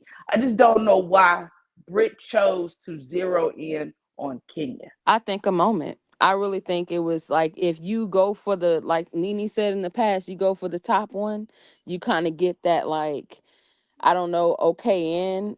I don't know. Maybe she was reaching for like being the one Wait a who shamed, I don't know what she was trying to do. That was so weird for her to come, that she was coming weird at Kenya though. From the beginning, even with the wedding band minute. thing. You're just meeting that girl and asking her about her wedding ring wasn't weird, and you don't even know that girl. So y'all didn't think that Kenya's first interaction with that young lady that wouldn't have thrown you off? Somebody you just meeting, worried about your wedding ring. No, because That wouldn't have thrown. I thought the very fact that she thought her wedding ring was so important to everybody was weird. I thought that. I thought this is a weird interaction where you keep showing your ring, my wedding ring, my new ring, my new ring, because this was her first interaction with them as well. She had a lot of energy She did from day one. from day one. It was like she really was like trying to make a moment. And Kenya is very much like, I agree with y'all. She has ways, but I'm just Her looking and at the situation, and it was too much. Yeah, yeah, I agree with that 100%. The situation is weird. I Can think it they was both be weird for gone? Kenya about her ring. Period. I don't know you. Why are you concerned about my ring? Like I thought that was weird. I So don't know I you. don't Why are know. you telling me about your damn ring? Kenya asked her about it. She was telling the girls about it though. Was she She assuming no, that she might be engaged? Yes, she was. That's why the band was no. missing? What she was saying was we've been married, but he upgraded my ring. They were just having a conversation about their marital status, and I think somebody else pointed out her ring, and she was explaining to them that yeah, he just upgraded me. And Kim was like, "Well, where's the wedding band and all this extra stuff?" Some women don't have two rings. Some women only Girl, have one ring. girl. Come on, girl. Come It on. wasn't for all that energy she was giving her though, because Right, Kenya was even kinder to the for the rest of the day, even right. interacting with her and stuff. She just Light picked on her how shade. she gave a hug too. She was like, she was being weird with Kenya. It She was giving was. off like, I want to be a friend, but I want to have a moment, and I don't know what I want to do. It's weird. I'm gonna go back to that scene, but that's not what I got. And Kenya did it. Kenya was weird her first episode, first season too. She didn't know Portia from a hole in the wall and got offended because Portia didn't know which freaking USA she was. Like, come on now. Everybody done had their first season. This is this girl's first season. She's young. She's coming from a different environment. And I think that people just need to like give the girl a chance. I want her Give the gone. girl like a lot of people are not giving these newbies a chance. I think Angela was wrong because Britt was trying to explain her situation. Then you got, like I said, you got to understand the offense was done to Britt, but everybody ran to Kenya first. So of course she's still in her feelings about certain things. And then Kenya already accused her of being a fraud at that thing. So as soon as Britt, as soon as Angela came off like that, that triggered her. That would trigger me too. Especially if a heifer just accused me of being a fraud. And I'm trying to get into explain to you what I mean. Okay. So when she was like, okay, But You know, and more than likely, she I'm has committed. they automatically took it, but I'm now under investigation. More than likely, she probably had some fraudulent claims. The reason why her insurance is under investigate, her insurance license. That's how the licensure board does it. They don't just go based on words. They have to have some concrete evidence. They throw you into suspension and then they complete their investigation. Either they revoke you or they reinstate you. That is, they don't just go based on someone's thoughts. Is her They have license? evidence. No, I understand that, but once again, the Brit was trying to break it down. Yeah, I feel like I can understand why she was triggered by Angela. I I know, because don't her and like. Angela were friends. That last question she read was a question that Angela actually wrote for her. You don't go at your friends like that just because they ask you, well, why is your license under investigation? Because she said it really nice. Because I would say, girl, stop lying. Kita B, you really believe Kenya wasn't watching the show? You don't believe none of them women. See, just shout out to Portia, because I follow her on YouTube. Y'all make sure y'all follow Portia's YouTube channel. What Portia admitted was she wasn't, like, they all are fans of the show before they get on the show, including Kenya. Kenya knew all about that show too. Please, y'all ain't gonna convince me Kenya wasn't a fan before she got on there neither. Like, no. I'm Yeah, sure she but was a Brit's fan. different though. She auditioned for the show. I'm sure she was a fan. Oh yeah, for sure. But there's a difference between someone that's been a fan and they're like trying to find their way through and someone who's like a super fan that's making like trying to make or force moments. Right. Like it's not even organic because Angela most likely watched the show as well. I know Shamia been on the show before. Well, Shamia has actually been on the show, so I can't really say and Kelly. I like Kelly. I really do like Kelly. I like her demeanor. I like what she brings to the show. I do They don't too. seem like they're trying to put on. Brit is kind of like it's forced. It feels not organic. Once again, I still believe this is this girl's first season, and I believe that she is the youngest cast member on there, correct? She's younger than all the women, including Kelly. No? I'm not sure how old she Brit, is. yes, But right? I you believe know, at Brit. this time, she's falling out with everybody, including Portia. She has no ally on the show right now. She fell out with Portia too. That was her last Yes, leg. Her yes, and she's Kelly falling out with fell out. Portia. Her friend that she was with prior to the show. Right, they falling out. She's falling out with everybody. Buttercups. I like this discussion though. You know, ButterFlii gets so passionate about what she That's believes. what I had to say about Kenya. She ain't no victim. She pushed the envelope too far, and okay, Britt was wrong for bringing up burners and whips or whatever, but at least Britt was willing to apologize. So for me, it's not a oh they was both wrong situation. At the end of the day, Kenya is still doubling down and making it seem like what she did was okay. And Kenya keep trying to scapegoat off the fact that she was ragtagging and dragging them producers on the off season prior for them not So you're showing her. saying it's okay what she did? You said they both wasn't wrong, so you're saying it's okay to go around saying I'm gonna bring out my No, burner and I'm gonna pop the room? no. Here, okay. Let me put it like this. I feel like I still lean more towards Brit because at least she was willing to apologize and realize what she did was too much. Kenya is still doubling down to this day, playing victim. Here is where it's like I can say I'll give Brit a pass because at least she realized that that wasn't right and she was willing to rectify it. Now, was she wrong for bringing up burners and whips? Okay, I'll give y'all that. Maybe she shouldn't have. But the reason why I'm having a hard time with that too is because Kenya brought out a burner and nobody thought she was wrong. So it's like, okay, all right, whatever. Okay. You know what I'm saying? But okay, Buttercups, I'll meet y'all in the middle. I've been saying Kenya was wrong for the last god dog it 18 seasons. How many seasons has she been on there? She been wrong Right. since she stepped on the scene. She's a very toxic person. And I just like, and Brit is new. It's like y'all meet these new people and y'all automatically like Sometimes some of them are not going to resonate right away. But y'all don't even be willing to give them a chance. We're only what, 5 episodes in, and y'all already trying to cancel the girl. I But your feel like she's character, the She's young. weird, but your ButterFlii. She's character weird. speaks for you. Yeah, your character speaks for you, and her character It does. is nasty. Oh, well, they often had moments where their characters come off nasty. No, When no, no. You can't just be going out cranking off on everybody, though. no, when Kenya and Portia first met, Kenya came off real nasty. They all have done it.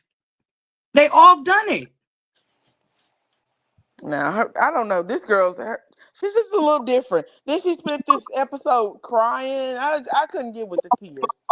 And here's the thing is, I think you have a disdain for Kenya, right? So when you have a disdain for someone, sometimes it's hard to see the other side, right? I don't care for Kenya. I really am not. When I say I don't like Kenya, because I was a Phaedra and a Portia girl, but I do not see it for Britt at all. I don't see her attitude. To me is deplorable. It is deplorable. And I mean, that speaks volumes because we don't see issue with any of the other ones, the new women. So that's like, I don't know. Her vibe is just weird. Her energy is off. Even her interactions, they just seem like her mama when she was watching her cry. You can see even when people interact with their family, even if they're nervous, like okay, girl, you're doing a lot. Okay, we got you. All right, we all know, and it was bad. Yeah, that's horrible what Kenya did, but something about Right. Brett is just off. Was so unbelievable. Like that. Do y'all know? Oh, man, I don't know. I don't know, Buttercups. I don't think Kenya was right in that now. I don't think any of us are saying that was cool that she did what she did at that party. She really did mess herself up. Like she did that her own event. She made an event that she used money that was supposed to go for her daughter's college, allegedly, supposedly.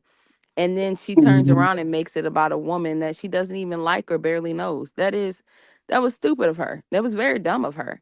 But Britt is weird. Britt is so weird that Maybe, her own siblings don't fool with her.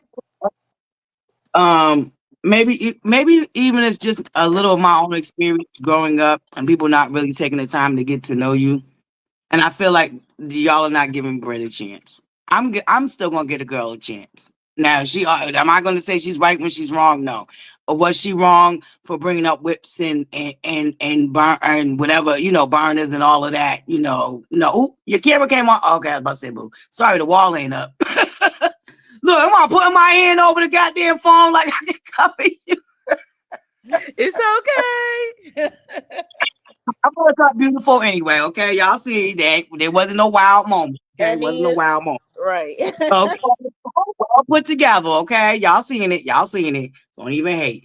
But I think for me, I'm always gonna root for the underdog, and I'm always gonna try to give people a chance. For me, okay, Britt may be coming off weird right now, but I think that has a lot to do with her experience. This is a girl that from what she said, she was groomed and human trafficked, and she lived a certain type of lifestyle compared to the rest of the women. So her attitude and how she comes off it's going to be different because she's used to being in a room with women that are nasty and competitive like that. She's coming from a video vixen, young girl who had no business even being a video vixen. Like there's a lot of, just like Kenya got issues. She got her mommy issues. Like, don't get me wrong, everybody got issues, but I think that has a lot to do with how Britt comes off.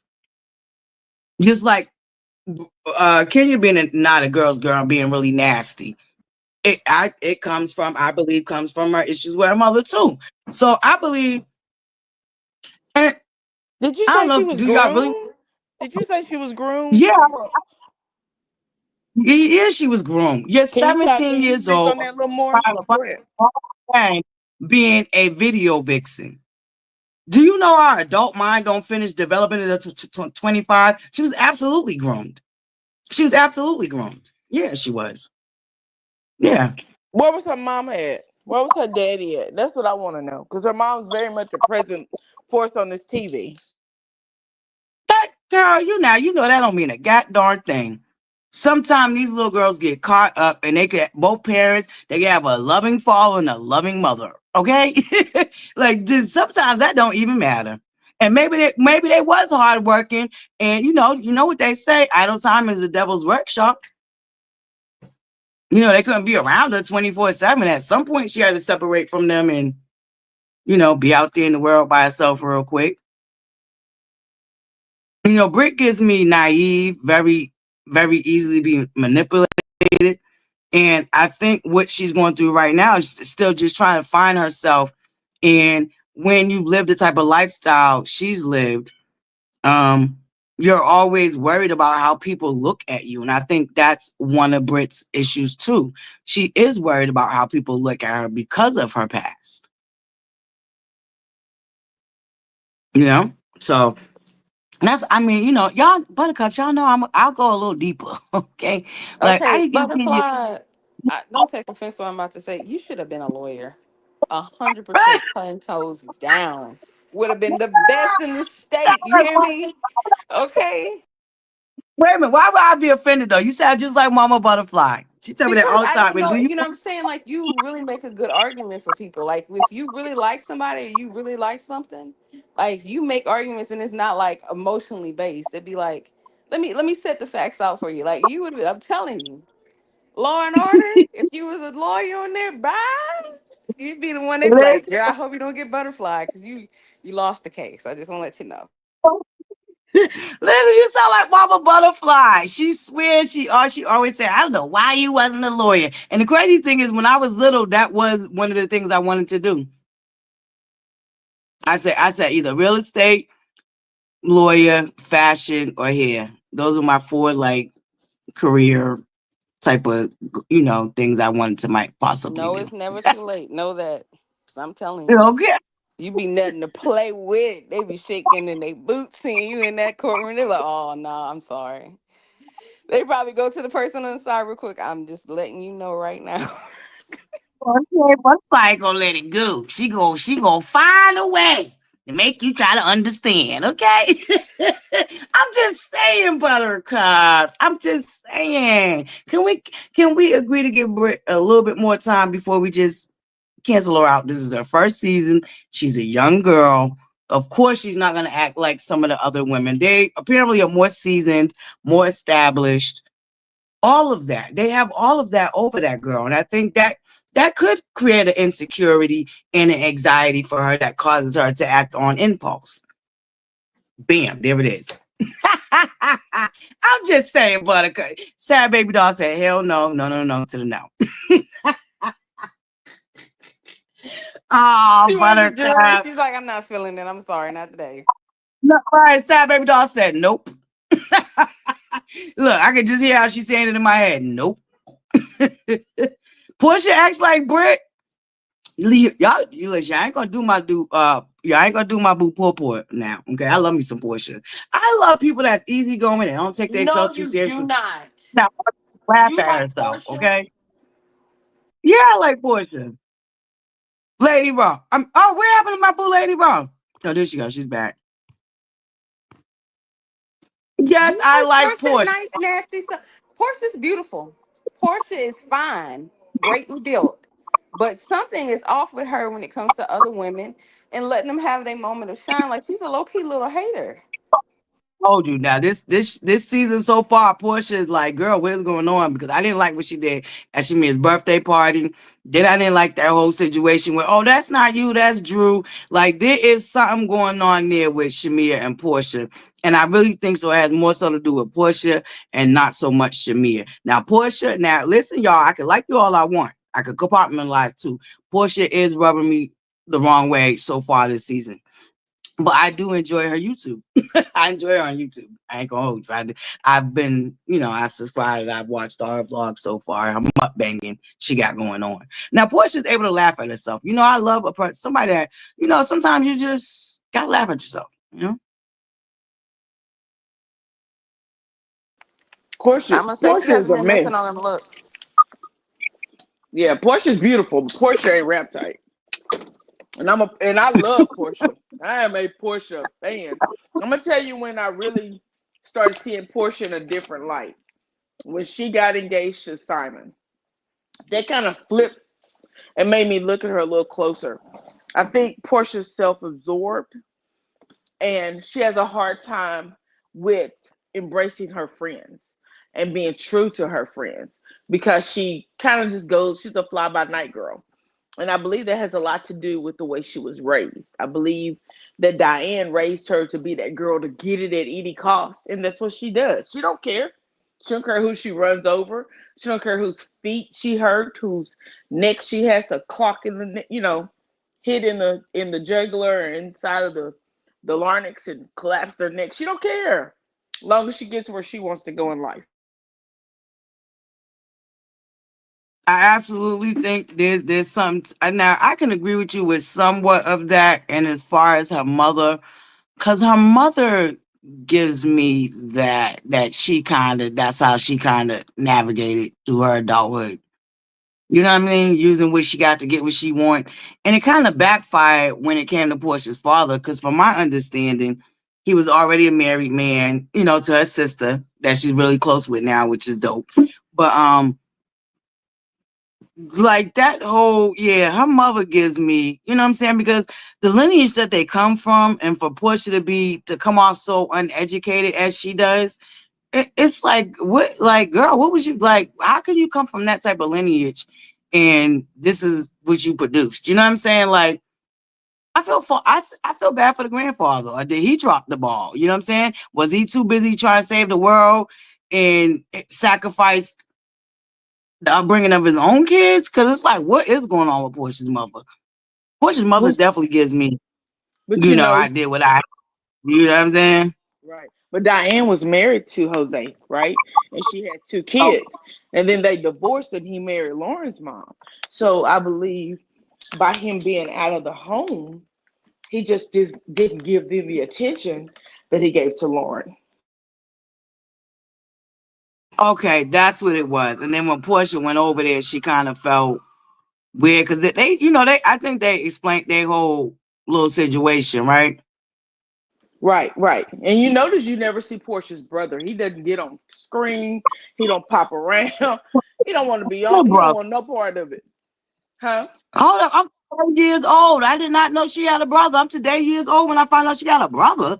He's on a lot of her YouTube channel and a lot of her Facebook. Yeah, she has a brother. Full brother. Oh, wow. Mama and daddy. I did not know that. Oh, shoot. Well, you right about that. The brother didn't hit himself because I did not even know she had a brother. That's crazy. From her mother.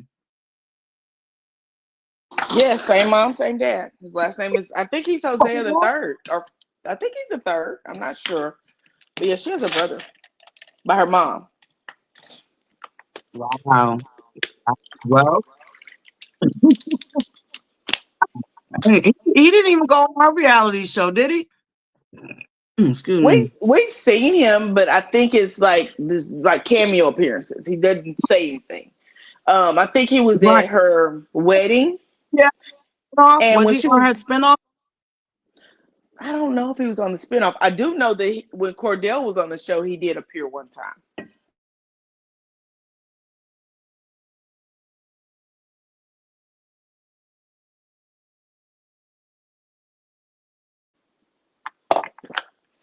But yeah, Portia That gonna get it that by is any kind means necessary. I mean, well, some people like their privacy, but I did not know she had a brother. That's interesting. All right, Buttercuts. Well, I don't think Kenya's a victim, and Edie was wrong. Brit, Edie, whatever. She was wrong for threatening, but at least she wanted to apologize. And Kenya need to go on and twirl on and be fabulous somewhere else. And she launching her YouTube channel. Y'all gonna be following Kenya's YouTube channel, y'all. I don't think I'd be that interested in what she's got going on with that. Yeah, because Kenya, for y'all to say that Brit come off force, Kenya comes off force to me. Like that pageantry like type of personality that she has. Mm. Yeah. I'm No. I'm gonna tell you this though. I'm not gonna follow her YouTube channel. I'm gonna be honest, but let's be real about Kenya and the amount of influence she has on the general public, right? Although she was Yeah. Miss USA in 1993, um, people don't tend to follow her. If you look, she opened up the spa, right? The spa was empty. No one. Mhm. She said she couldn't get any seats, anybody to fill those seats. Then, but another thing, they say she's hard to work for too. So can you imagine her being your boss at a salon, and you got to jump through hoops to make her happy? So that may, it could be a big situation with that. Not only that, the price point of going to that spa was kind of expensive. Um, and then I some other don't things. even in a city. It was out like an outskirt, something like that, right? Right, but if you've been to ATL, good lord, everything's an outskirt, and everything is 100 miles from each other. Although it says 5 miles, so that's really no big deal. People there, they if it's Okay. worth it, you'll drive. Even the city I live in, I live in a big metropolitan area. I will drive for things that I want to do. So I don't think Right. that's it.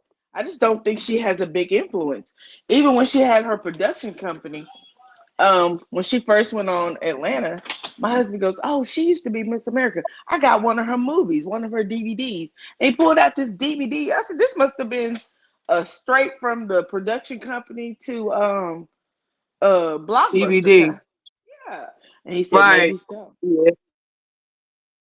Yeah, it was because I honestly before Real Housewives of Atlanta, I didn't know who she was.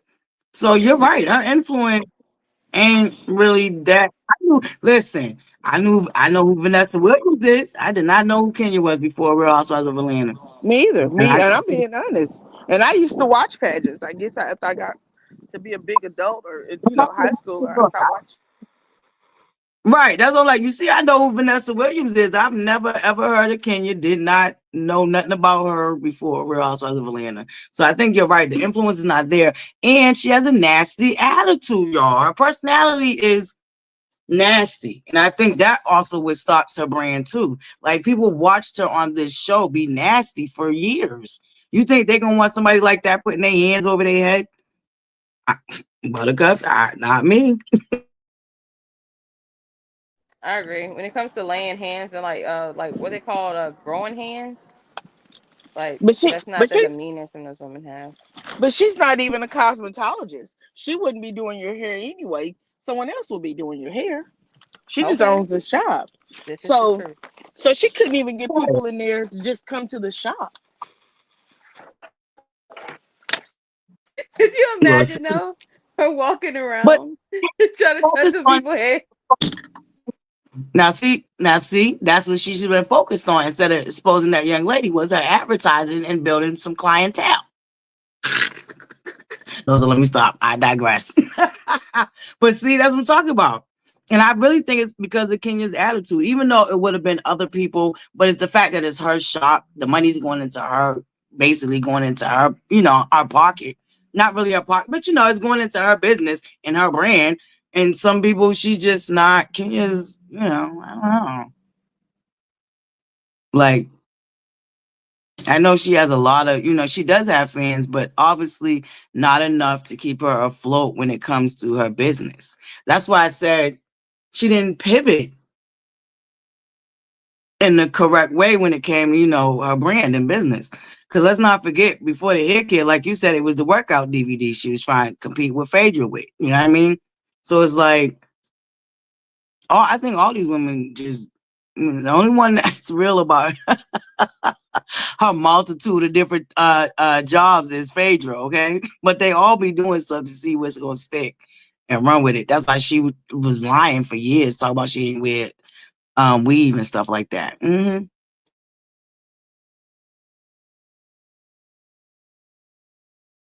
Do you watch any other Real Housewife franchises? Yes, I speaking of I'm right now I'm at the reunion of Real Housewives of Beverly Hills. I need to go back and watch Oh, some of these last season. what do Yeah, I you don't like how they do. think? I don't like how they doing my Bougar 7. And the Mhm. girl Bose me token. Like she gives me token. It's like, everybody want to brag about how she's, survived in these environments, predominantly male and white male predominant environments. And there's a reason. Bose gives me token.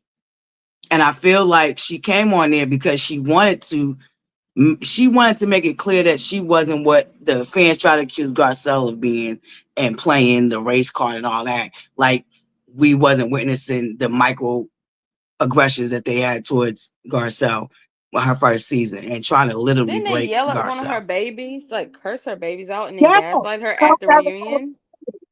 Bowles came into me. It's like she wanted it. She wanted to make sure that everybody knew that she is not a Garcelle and she's not going to use the race card. And she gives me token. She gives me token. Like, Do and I believe much like that girl Lauren on the Breakfast Club. See, them the type of women, they know how to play in that type of environment. So they play them type of games. You know what I'm saying? Because Lauren definitely was trying to trick Jess out of the spot.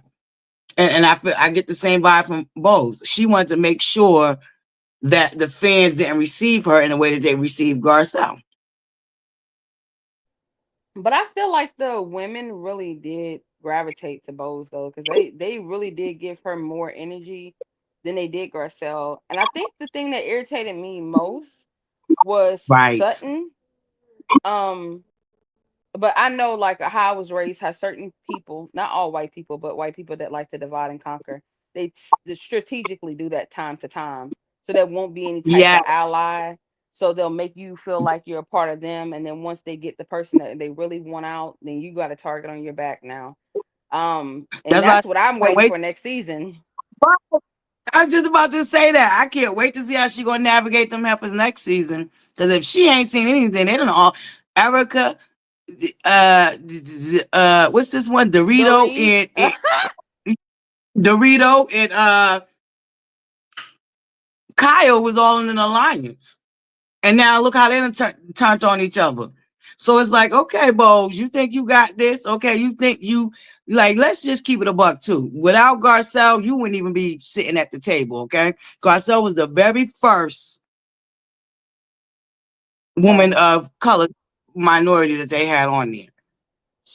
Let's she be really was. Yeah, and that's crazy. she and walk so Bose can run. Because the way they did gravitate towards Bose, it was a typical conquer, divide and conquer. And Bose ate it all up and fed right into it.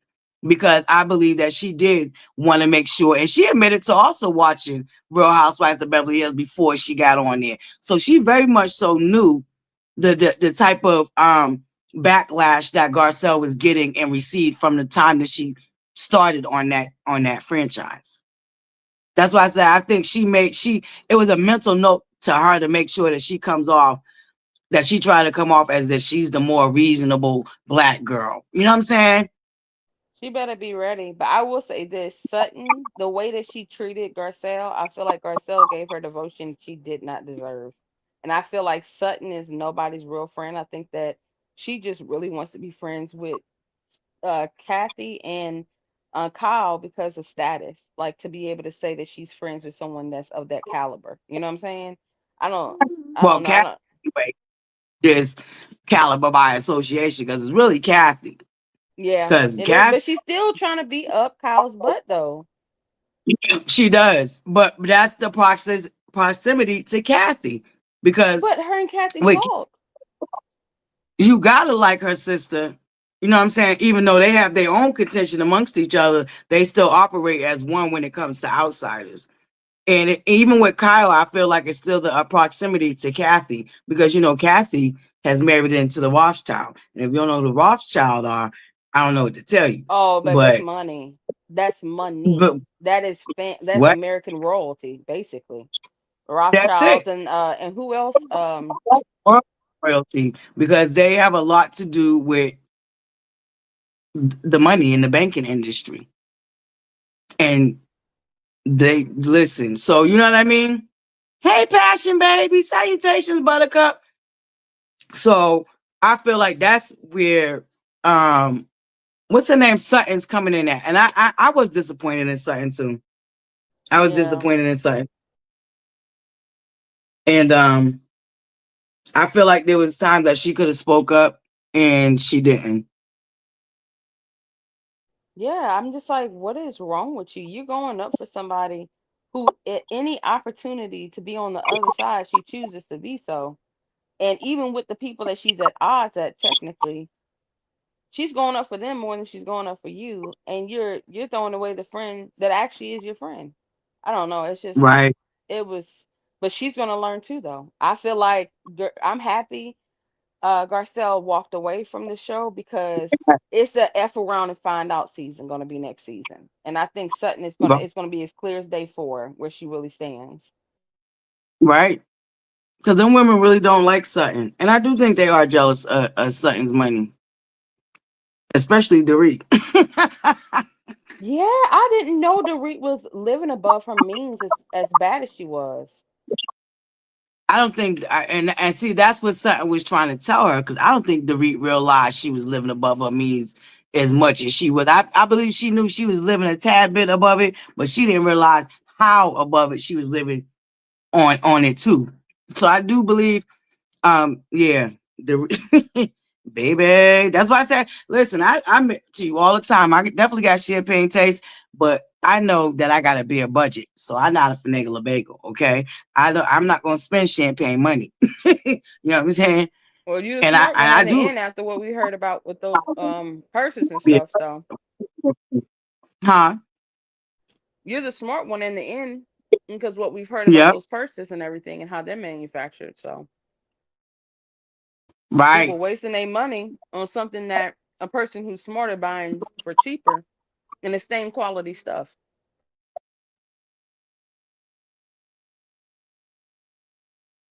Oh no, not to. Oh, they do in Kenya. They got a giraffe name for them. Oh, that's crazy.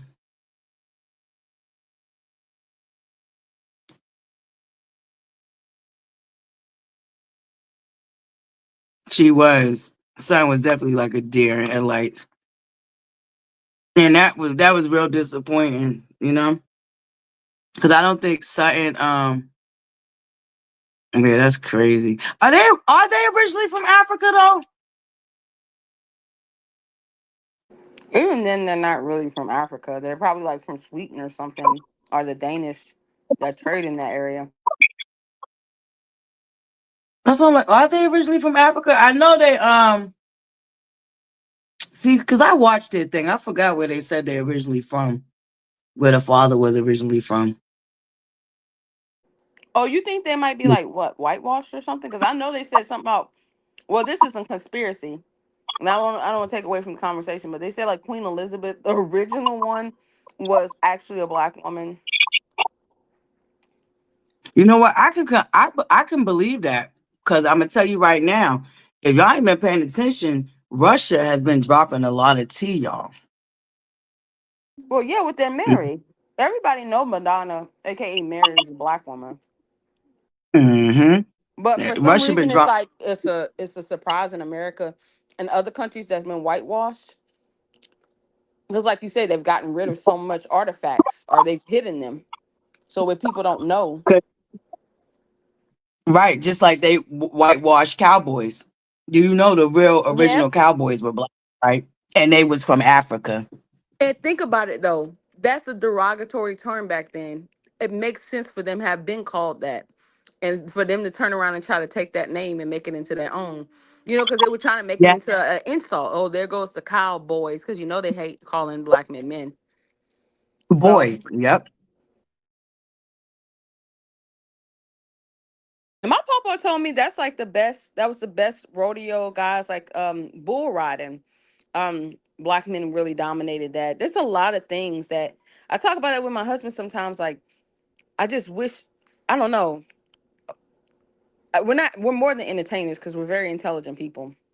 But like when it comes to the sports realm, I really wish more of us would really venture out. Like especially in gymnastics, I wish I'd seen more black boys, black young men and black boys, because my brother can like flip even to this day. Like there was Oh, that was things. a big. in the hood. Yo, they used to have a match. Y'all remember they used to have a mattress on the block, back flipping and all of that. Yeah, there's a lot of things that our youth done got away from because of technology, unfortunately. But a lot of the things that we would have done, like the double dutching with the young ladies, but yeah, even the frontier, like the frontier, the, how can I put it? Look, I just put it like this: there would be no cowboys if it wasn't for the black cowboys. Oh So it's yeah. like they really whitewashed it, much like they do a lot of things in the Western Hemisphere, and made it seem like that was something that was prevalent against the white people, the white settlers, but it wasn't. And everything that they did and learn and know to this day is because of black cowboys. Mm-hmm. Like Truly. you say, even the bullfighting and being able to, tie him up and wrestle him down and do that special tie. That's what I That's a want to technique that, see. They have black yeah, rodeos, right? Like I want to start attending stuff like that, supporting more they're stuff definitely, like that. yes, they're definitely making a comeback. I know Philadelphia got a program. um California, they got Compton Cowboys, they call themselves. um they're starting to make a comeback in the communities. They are. It's really dope. Would be something else, man. I'm saying I agree with Miss Candy, like for real. I thought about that. I was like, I want to put my baby in gymnastics. I was like, we need to have that and tennis. Like, I don't know. I feel our people are so talented. There's so many different things that we're just really good Right. at. I'm not being like racist or mean nothing. It's just an observation. It's just the truth, and Well, see I that, don't and know. here, there's something that's still prevalent in our community, though, because there's a good amount of us that believe in segregation and believe that we should have never been desegregated.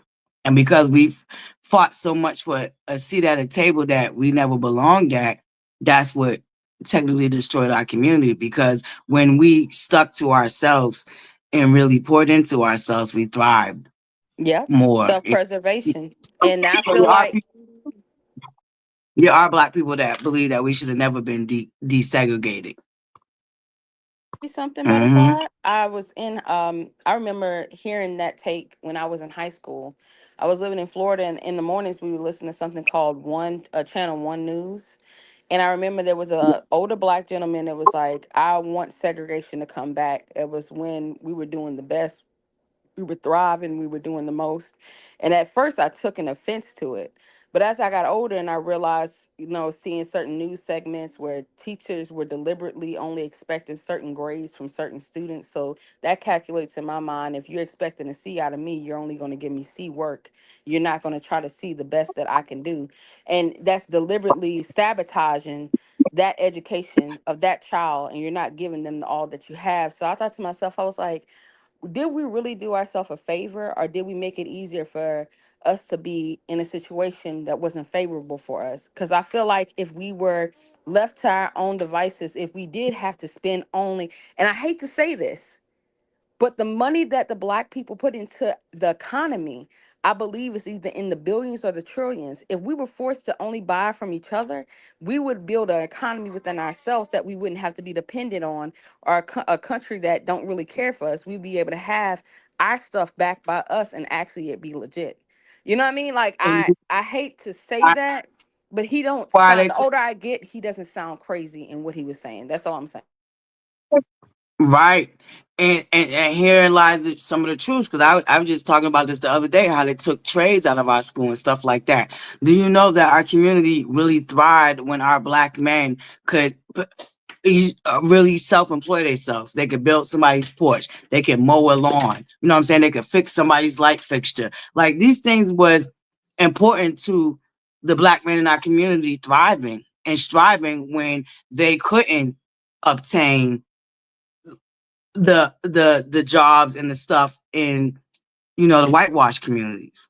So it's like I definitely feel like, and I even think now, that's why for me, I know everybody's afraid of the desegregation, but I don't necessarily know that I'm afraid of the desegregation. I think that sometimes we have to be made uncomfortable to get comfortable, and I think we've gotten too comfortable in certain aspects. And there is certain things that I feel like as a community we got to remember that I think we've forgotten. Like we are like true survivors. Like being worried about any of this that's going on is crazy to me because at the end of the day, we invented damn near everything that we use today, even in modern time, right? Yes. The reason why we was able to invent that is because we had to survive the best way we knew how. Yeah. You know what I And not mean? mm, and not only Like, that, like we're I, speaking a tongue of a language that we weren't originally born, our ancestors weren't born knowing, and they weren't given tutors or ESL. If anything, they were prevented from furthering their education. So they learned how to communicate the English language, learn how to speak it right, turn around and be freed and make towns, cities, livings for themselves out of nothing. They weren't given a handout. There was no loans. There was nothing that was provided. If anything, they were in an environment where people were deliberately not hiring them or putting them in situations where they had to be like, remember what was it called? Sharecropping. That's what my papa, my great papa and them did. Like, and yep, we still thrived. I feel like if we were put in that situation because of the need of that and being that no one else would be giving it to us, I feel like we would have it fluctuate in actual people instead of just our youth thinking that they have to be a basketball player or entertainer. We would have an influx in right. doctors, lawyers, teachers, you know, these things that are really Men. necessary for a community to thrive, for people to survive, you know? Exactly. Exactly.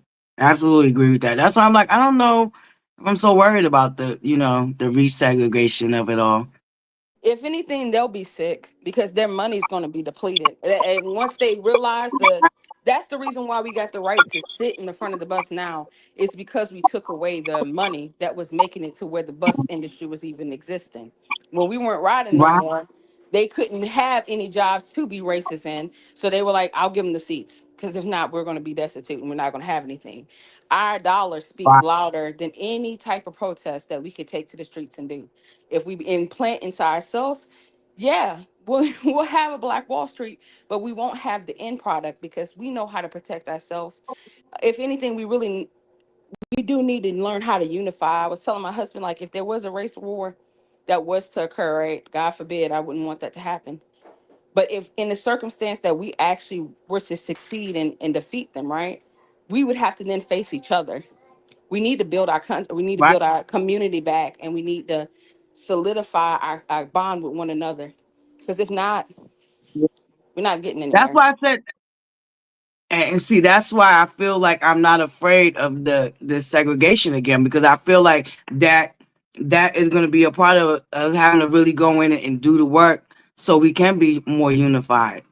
Even if we don't always agree on how we're going to execute it, we can still be unified so we can come to a resolve that we're still supporting and uplifting each other and we're all thriving because we've done it before. You know what I'm saying? So Yeah, and that's that why I'm was like, people that wasn't with the educations that we have today, or the type right, of uh the resources that we have today. Our people literally came from a plantation and built what they built. Imagine what we can do now. You know what I mean? Like if we really put ourselves to it. right. As I said, we're the manufacturers of a majority of this even down to the science, the mathematics, everything. You know what I mean? And it's so crazy how it has been wiped from, and even now with the not wanting to teach quote unquote Black history when really it's American history, and American history is I Black. wish we I wish people valued their grandparents, the momos and papas more, our elders, Yeah. because I feel like with them is a lot of history that even history books don't hold within them. You know, there's a lot of things that Right. we could learn, and all that information is passing away every day. I don't know. I used to sit down and talk to my mama and papa, My papa taught me Yes, how to garden, how to butcher. There's value in that wisdom that these older people hold. And for some reason, so we don't much. see any Yeah, I value spent in it. grandmother a lot of time with my grandfather. Unfortunately, my grandfather lived in my home state, so I didn't get to spend as much time. Well, I don't know if I could say that because my grandfather did live, longer than my grandmother. I mean, years longer than my grandmother. So, but because of the distance, but do know every opportunity I got, I definitely was up under, my grandfather and like learning from him. But my grandmother, I really, really got a lot of wisdom from. I love older people. Like me, I love sitting around listening to older people, talk about the old days and stuff like that. Shit, I know a handful of pimps. These old ass niggas. But it's just interesting to hear them talk about it because that was really a whole lifestyle, y'all. That was like really a whole, and it's to some it still is a lifestyle, but that's a whole nother like subculture and lifestyle that you know what I mean. But I think like just being able to hear different aspects of life and nuances of life from the older people is always like great, honestly. Not only that, I feel like it's Right. like a second win when you hear people that actually been through really crazy stuff that's worse than what we might have been through, and they're still here and they Yeah. persevered. It's like it gives you an energy, and it gives you like, hey, I'm from this woman. I come from this line. It's in me. I can make it happen. Right. Absolutely. I love that. That's why like and I think we're getting back. I think I was watching shout out to MREC TV. He's one of the OG um YouTubers, content creators out here. You know what I'm saying? He's been doing this thing for a long time. And I've been following his platform for a long time, but he had a great show yesterday and he had a guy come up there that was talking about some stuff that I think that was really, really interesting. And dang, my mind just went blank. What did you just say, babe? Because I got distracted with trying to drop the link. What did you just say? Because I was about to Oh, I pivot was off of saying that. that it's like a second win to us, like a energy that's given when we hear about what our ancestors went through. It's like it tells us that if they went through all that and they made it, I can make it. You know. Y- Yes, absolutely. Absolutely. Hey, lady, bro. Hey, You back? y'all talk. Yeah, I had to. People calling work. Look, work interfering with my life. but Oh my gosh. this is my kind of conversation. These are conversations that I have with my children. This is actually something me and my daughter actually discussed on Saturday night. My husband went out of town, so my oldest daughter came and spent the night with me, and we were laying in the bed and we were just talking about old times and about um country life, my great grandparents, because of course I've done a lot of research, and they call me the family historian, although I'm the baby of the group. But the crazy part is that um, talking with my mother, who was born she was born at the end of the Great Depression. Not gonna say what year she was born. She was born at the end of the Great Depression. My mom always said that she never realized that they were segregated. She never realized that because everything they needed was in their community. They lived in the country, their church was in the community, their school was in the community. They raised all their fruits and vegetables. They had trees, and my grandparents had 64 acres. So they raised all of these crops, and they had cows and chickens and horses and whatever, whatever. So she said, baby, I didn't even know that we were segregated, girl. I thought everybody looked like us until one time Papa took them to the city in the wagon, and she said he told them, y'all stay here. I'm gonna go take care of some business. But she said she saw people walking around that didn't look like them. She thought, Dad is crazy. So when she got home, she asked her dad about it. And he explained to her, that those were, Caucasians and they were black and blah, blah, blah. But she said it was as though he protected them from that. So they never knew anything outside of their communities. They didn't even know their extended relatives because he kept them, my grandparents kept their children in their communities. And my mom has always said she believed that is the reason why they were so strong, because they stayed among their loved ones and in their communities. My cousins who were older taught my mom. They all have degrees, they all went to colleges, they came back, they taught at the local school, which was ran by the church. It was a community school ran by the church, and they taught my mom, the younger cousins, as their educators. So I thought that, to me, just listen to her story. My mom went to an all-black high school. Listen to her story just kind of made me feel as though, was segregation really good for us? Integration, was it really good for us? Was the very fact that we were segregated, did that really help us move further in life? Because when I look at my elder cousins that are older than my mom, they're degreed. They have, teachers, lawyers, doctors, dentists. So I don't know. I think integration it didn't benefit us at all.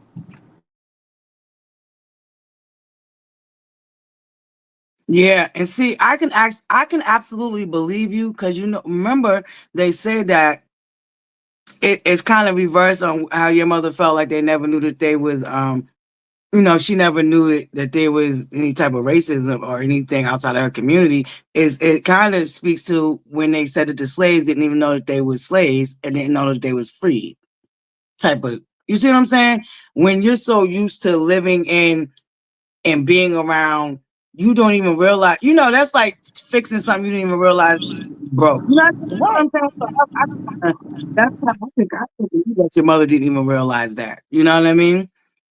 right. And And like I said, it speaks. I always found that amazing that she didn't, and she grew up in the height of, uh, you know, the right after, I ain't gonna say right after Civil War, some years after Civil War, but she grew Yeah. up among that era where they were coming out of that. So she's a lot of the Civil War veterans, and um, it was still around. But I think that's the reason why my grandfather decided to keep his 9 children and his wife stuck in their community.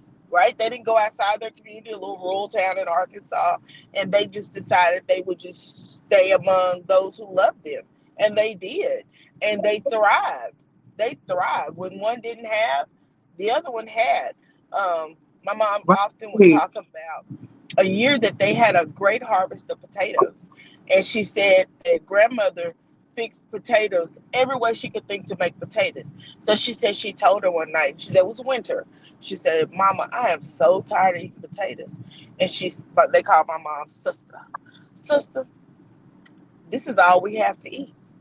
It's not summer, so we can't harvest anything else. So this is what we're gonna have to eat. And my mama said it was so cool because they could just walk down the street to their grandmother's house, and grandmother had meat. So, you know what I'm saying? It's just a different feel. Yes. And that's where the potlucks come in and stuff like that. We never went without because we always shared amongst each other. And that You know what I mean? mentality carries when you taught, because my papa, whenever he would harvest from his garden, he would literally drive out to his neighbors and give any extra that he had that he couldn't fit within the household, because it Right. didn't make any sense for it to go to waste. So you're forced to congregate, to talk, and then something that you might not have at the household they may have, you trade with one another. I don't know, I feel like we really, I don't know, we isolating ourselves, we're not as connected as we used to be. um and I feel like that's a weakness and not a strength, you know. I agree 100% with that. That is a weakness. And the very fact that because this is another thing my mom had always said, that her parents taught her, and then as they became more educated, it seemed like they taught less to the generations, right? Her parents taught her to do it this way. My mom used to can. During the wintertime, she would pick greens and she would blanch them down and put them in freezer bags and put them in the freezer, right? She would prepare for the winter, which was something her mother taught her. she didn't pass that on to us, so none of us can.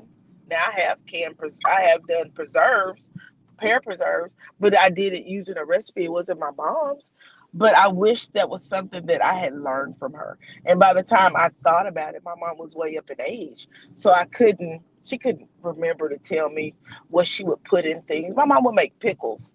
She would make anything that she thought cha cha. If she thought we wanted it, she would fix it. And I mean, this woman could cook, and I ain't never seen her with a recipe book. Um, she could Right. just do some things. Like that real old school is in your head. You know what I mean? Because think about it, they didn't know how to read and write. So think about it. These are a lot of recipes that was passed down in books and writings. Somebody else had to write for them. You know what I mean? These women held these type of things in like that. That's that. Yeah, that mental training. Absolutely.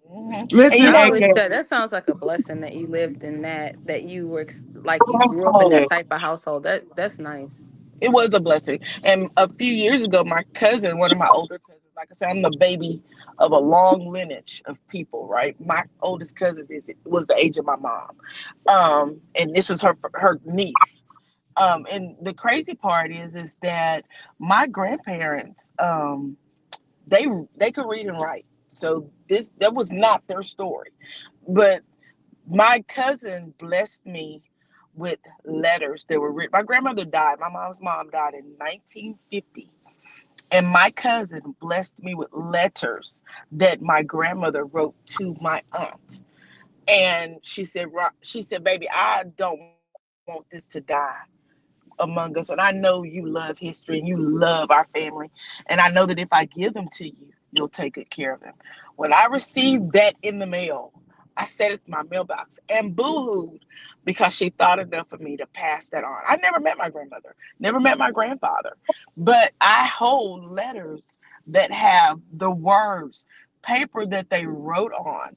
My grandparents had the most beautiful handwriting. My grandfather wrote like a chief. He had the most Oh, beautiful handwriting. Um, and the letters are yeah. so preserved. They're not yellow. Beautiful papers. I have them in a shadow box because I don't want them destroyed, and I have left clear instructions for my children if I pass on to make sure that those letters move on down the lineage to the family members and that they know who our grandparents were. Because not only did my grandparents leave us those letters, they left us a legacy. They left us those 64 acres. My grandfather's mother left us over 100 acres. That's been our family for over 100 years. And it is important that we know our legacy because if we don't pass it on to the next generation, it dies.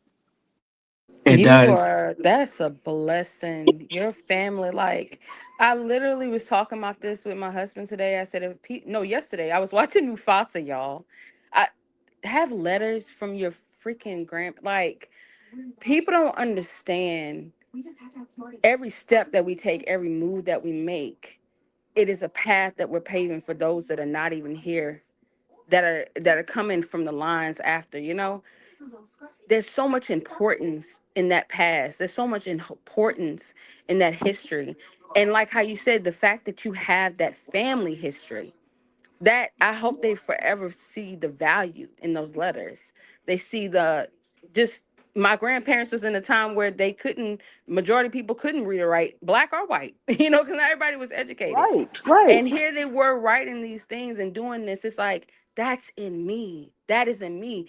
They got over 100 acres of land as black people. That in itself is Oh, an amazing no, feat because you know what I'm saying?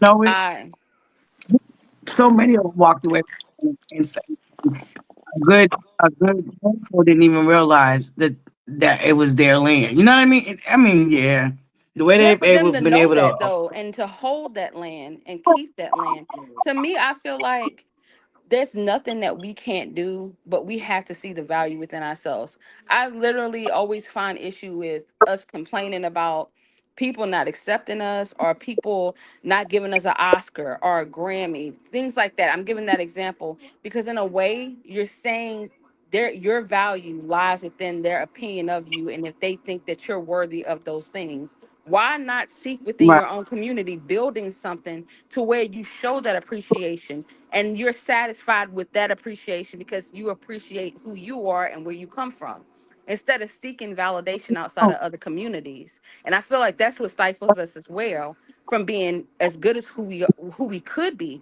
because we're too busy trying to be accepted by, not saying like I'm not making it us against them, but how can you ever be appreciated or valued by others when you can't appreciate and value what you come from and who you are? If that makes any sense. I don't know. Right. Oh, I always say that you got to know where you're coming from to get where you're going. So it makes absolute sense. It makes absolute sense. Girl, these buttercups ain't paying us no mind up here, okay? What? I know, it was a good conversation, but I really enjoyed that. But hold up, Lady Bar, I dropped the link again, babes. It didn't say when you was blocked. But hold up, yo, Bo's wigs throw me all the time. It's so crazy you said that, because You I was don't talking like about them? Mama Butter. Mo's hair is a mess. Girl, you so demure. Get them goddamn wigs in order. Now, I said the only hairstyle I did like was, the one she had down on the boat down to the trip with the bamboos and hanging out the ponytail and all. That was cute. But other than that, that girl, she be having too many bundles in her hair. Like my number one, who said it? Sat Baby Doll, number one buttercup.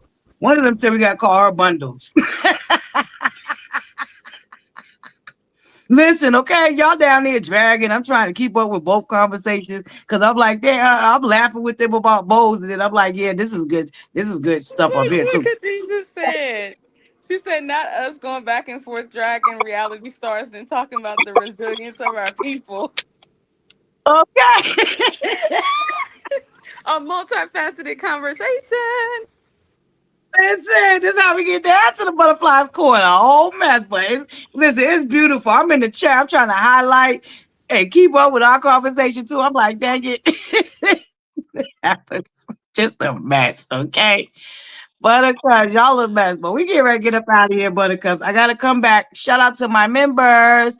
We're gonna come back tonight, have a members only live. Lady Row, I'm just you're about to Yes, do. ma'am. We're about to have a special segment because there is so much knowledge and history that you hold.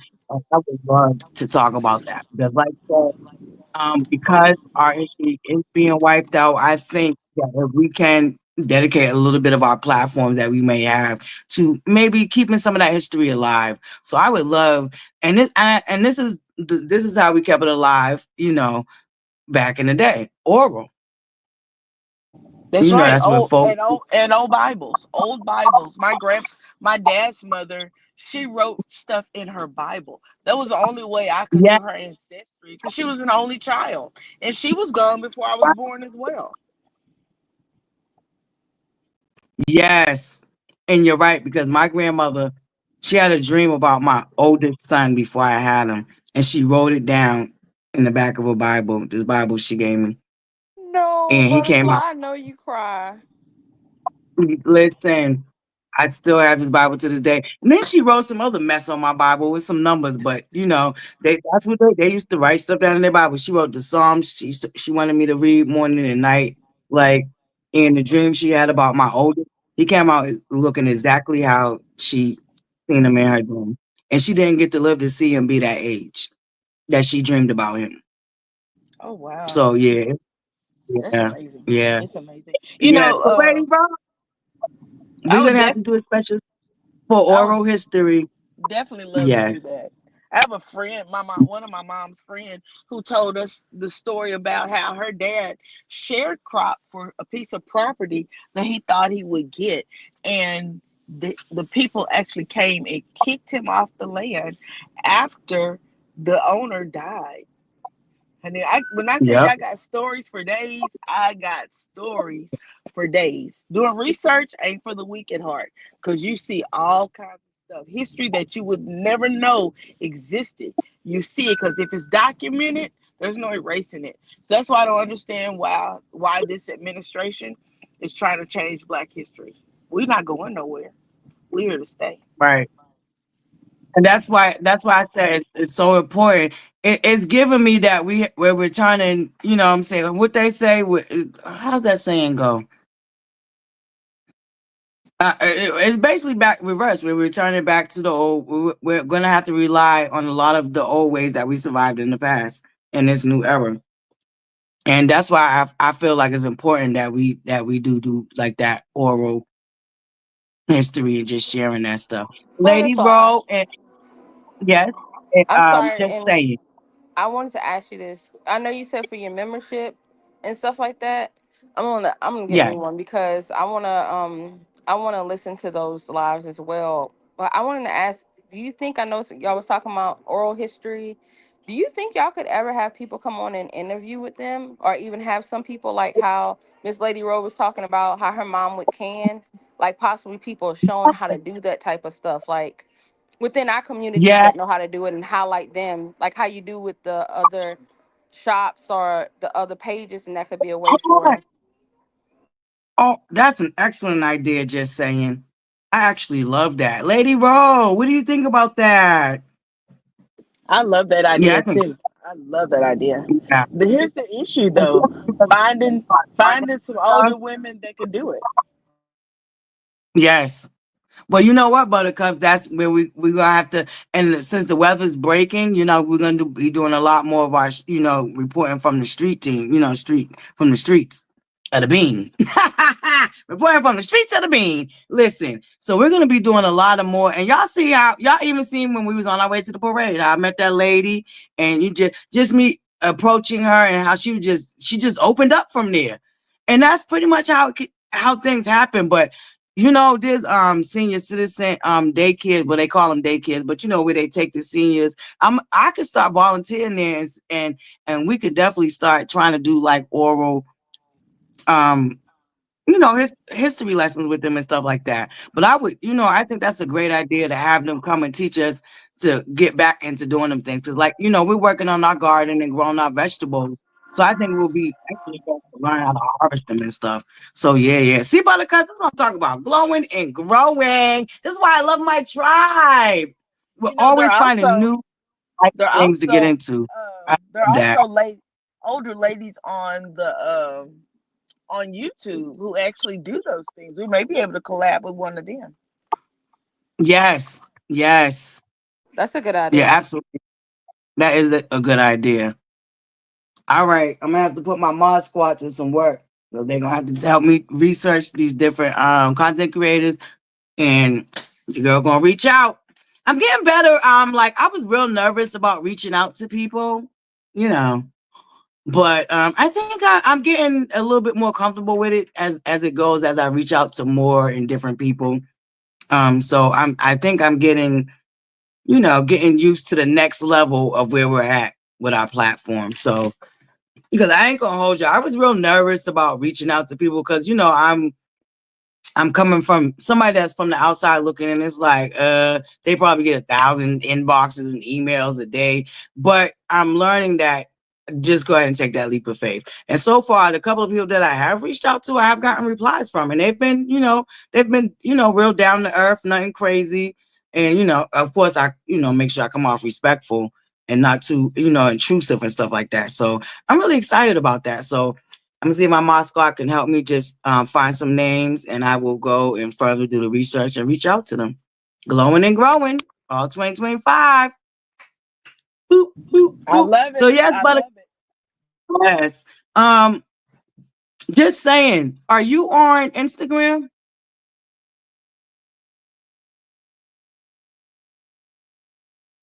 Oh, boo, you on mute. Hope I didn't lose you. Oh, StreamYard No, didn't I kick can you follow out. you on. Is it okay if I follow you on TikTok? Yes, absolutely. Okay. Follow me on TikTok, right? And then inbox me Okay. because I want to inbox you. All right then. That sounds like a good Yes, plan yes, yes. too. Fuck something. Yep, yep, yep. So, yep. Do you need the link? If one of my mods could,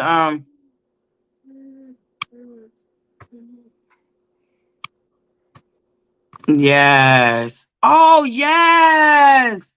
AKA, that would be awesome. Like I said, that's like, just saying, said that's gonna be something we offer in membership too. Just because we want to control the environment that we bring in these um, our beautiful, matriarchs into.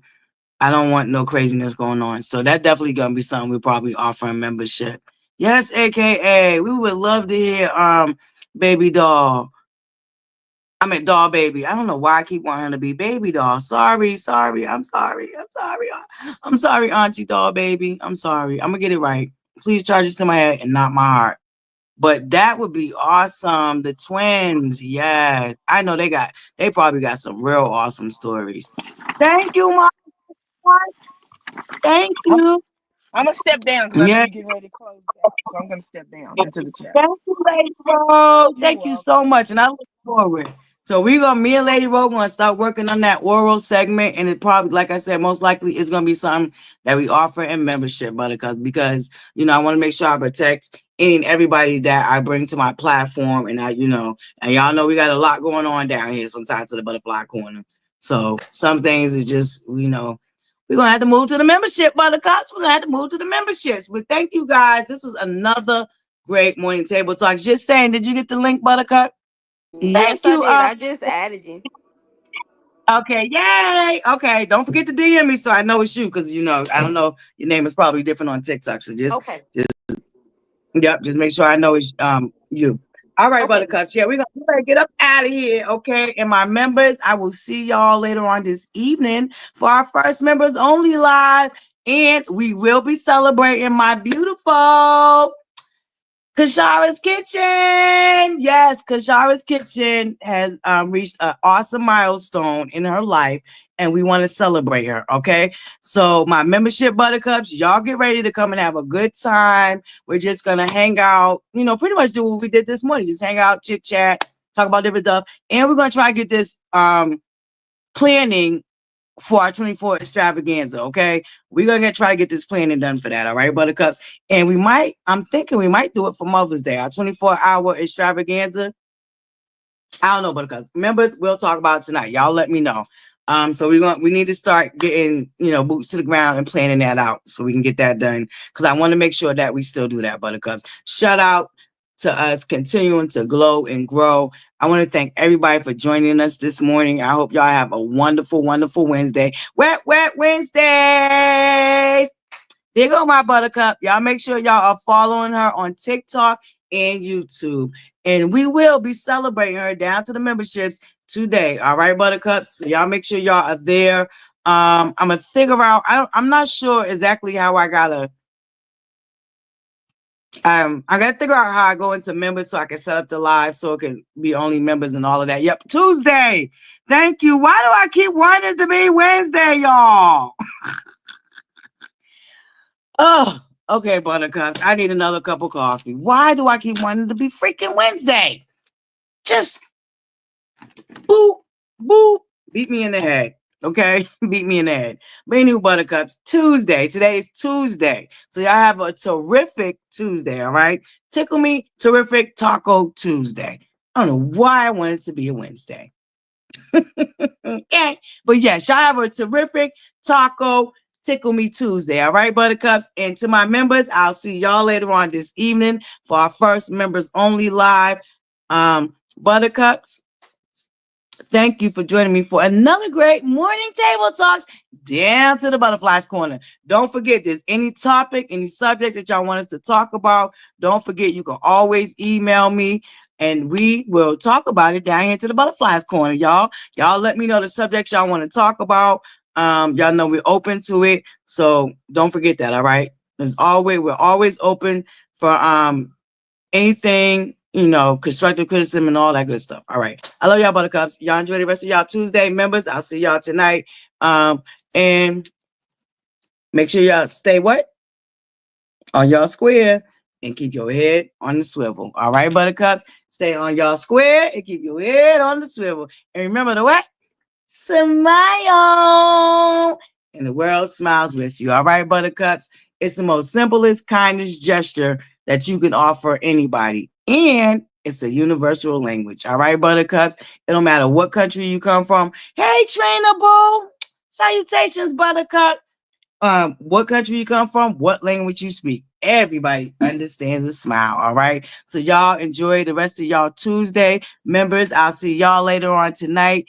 And we're just going to kick it, have some fun, and we're going to celebrate our beautiful Buttercup Kishara's Kitchen. Yes, please make sure y'all follow her on TikTok and YouTube because she's about, oh, yes, you did, Buttercup. That's okay. We miss you too, Trina Boo. Thank you for dropping down. Shout out to all my Bush Baby Buttercups, by the way. And shout out to the hardest working mod squads, okay? If they in blue, they for shout out to all my beautiful mods. And y'all enjoy the rest of y'all Tuesday, all right? And members, I'll see y'all later on this evening. Love, light, and butterflies. See y'all on the upside.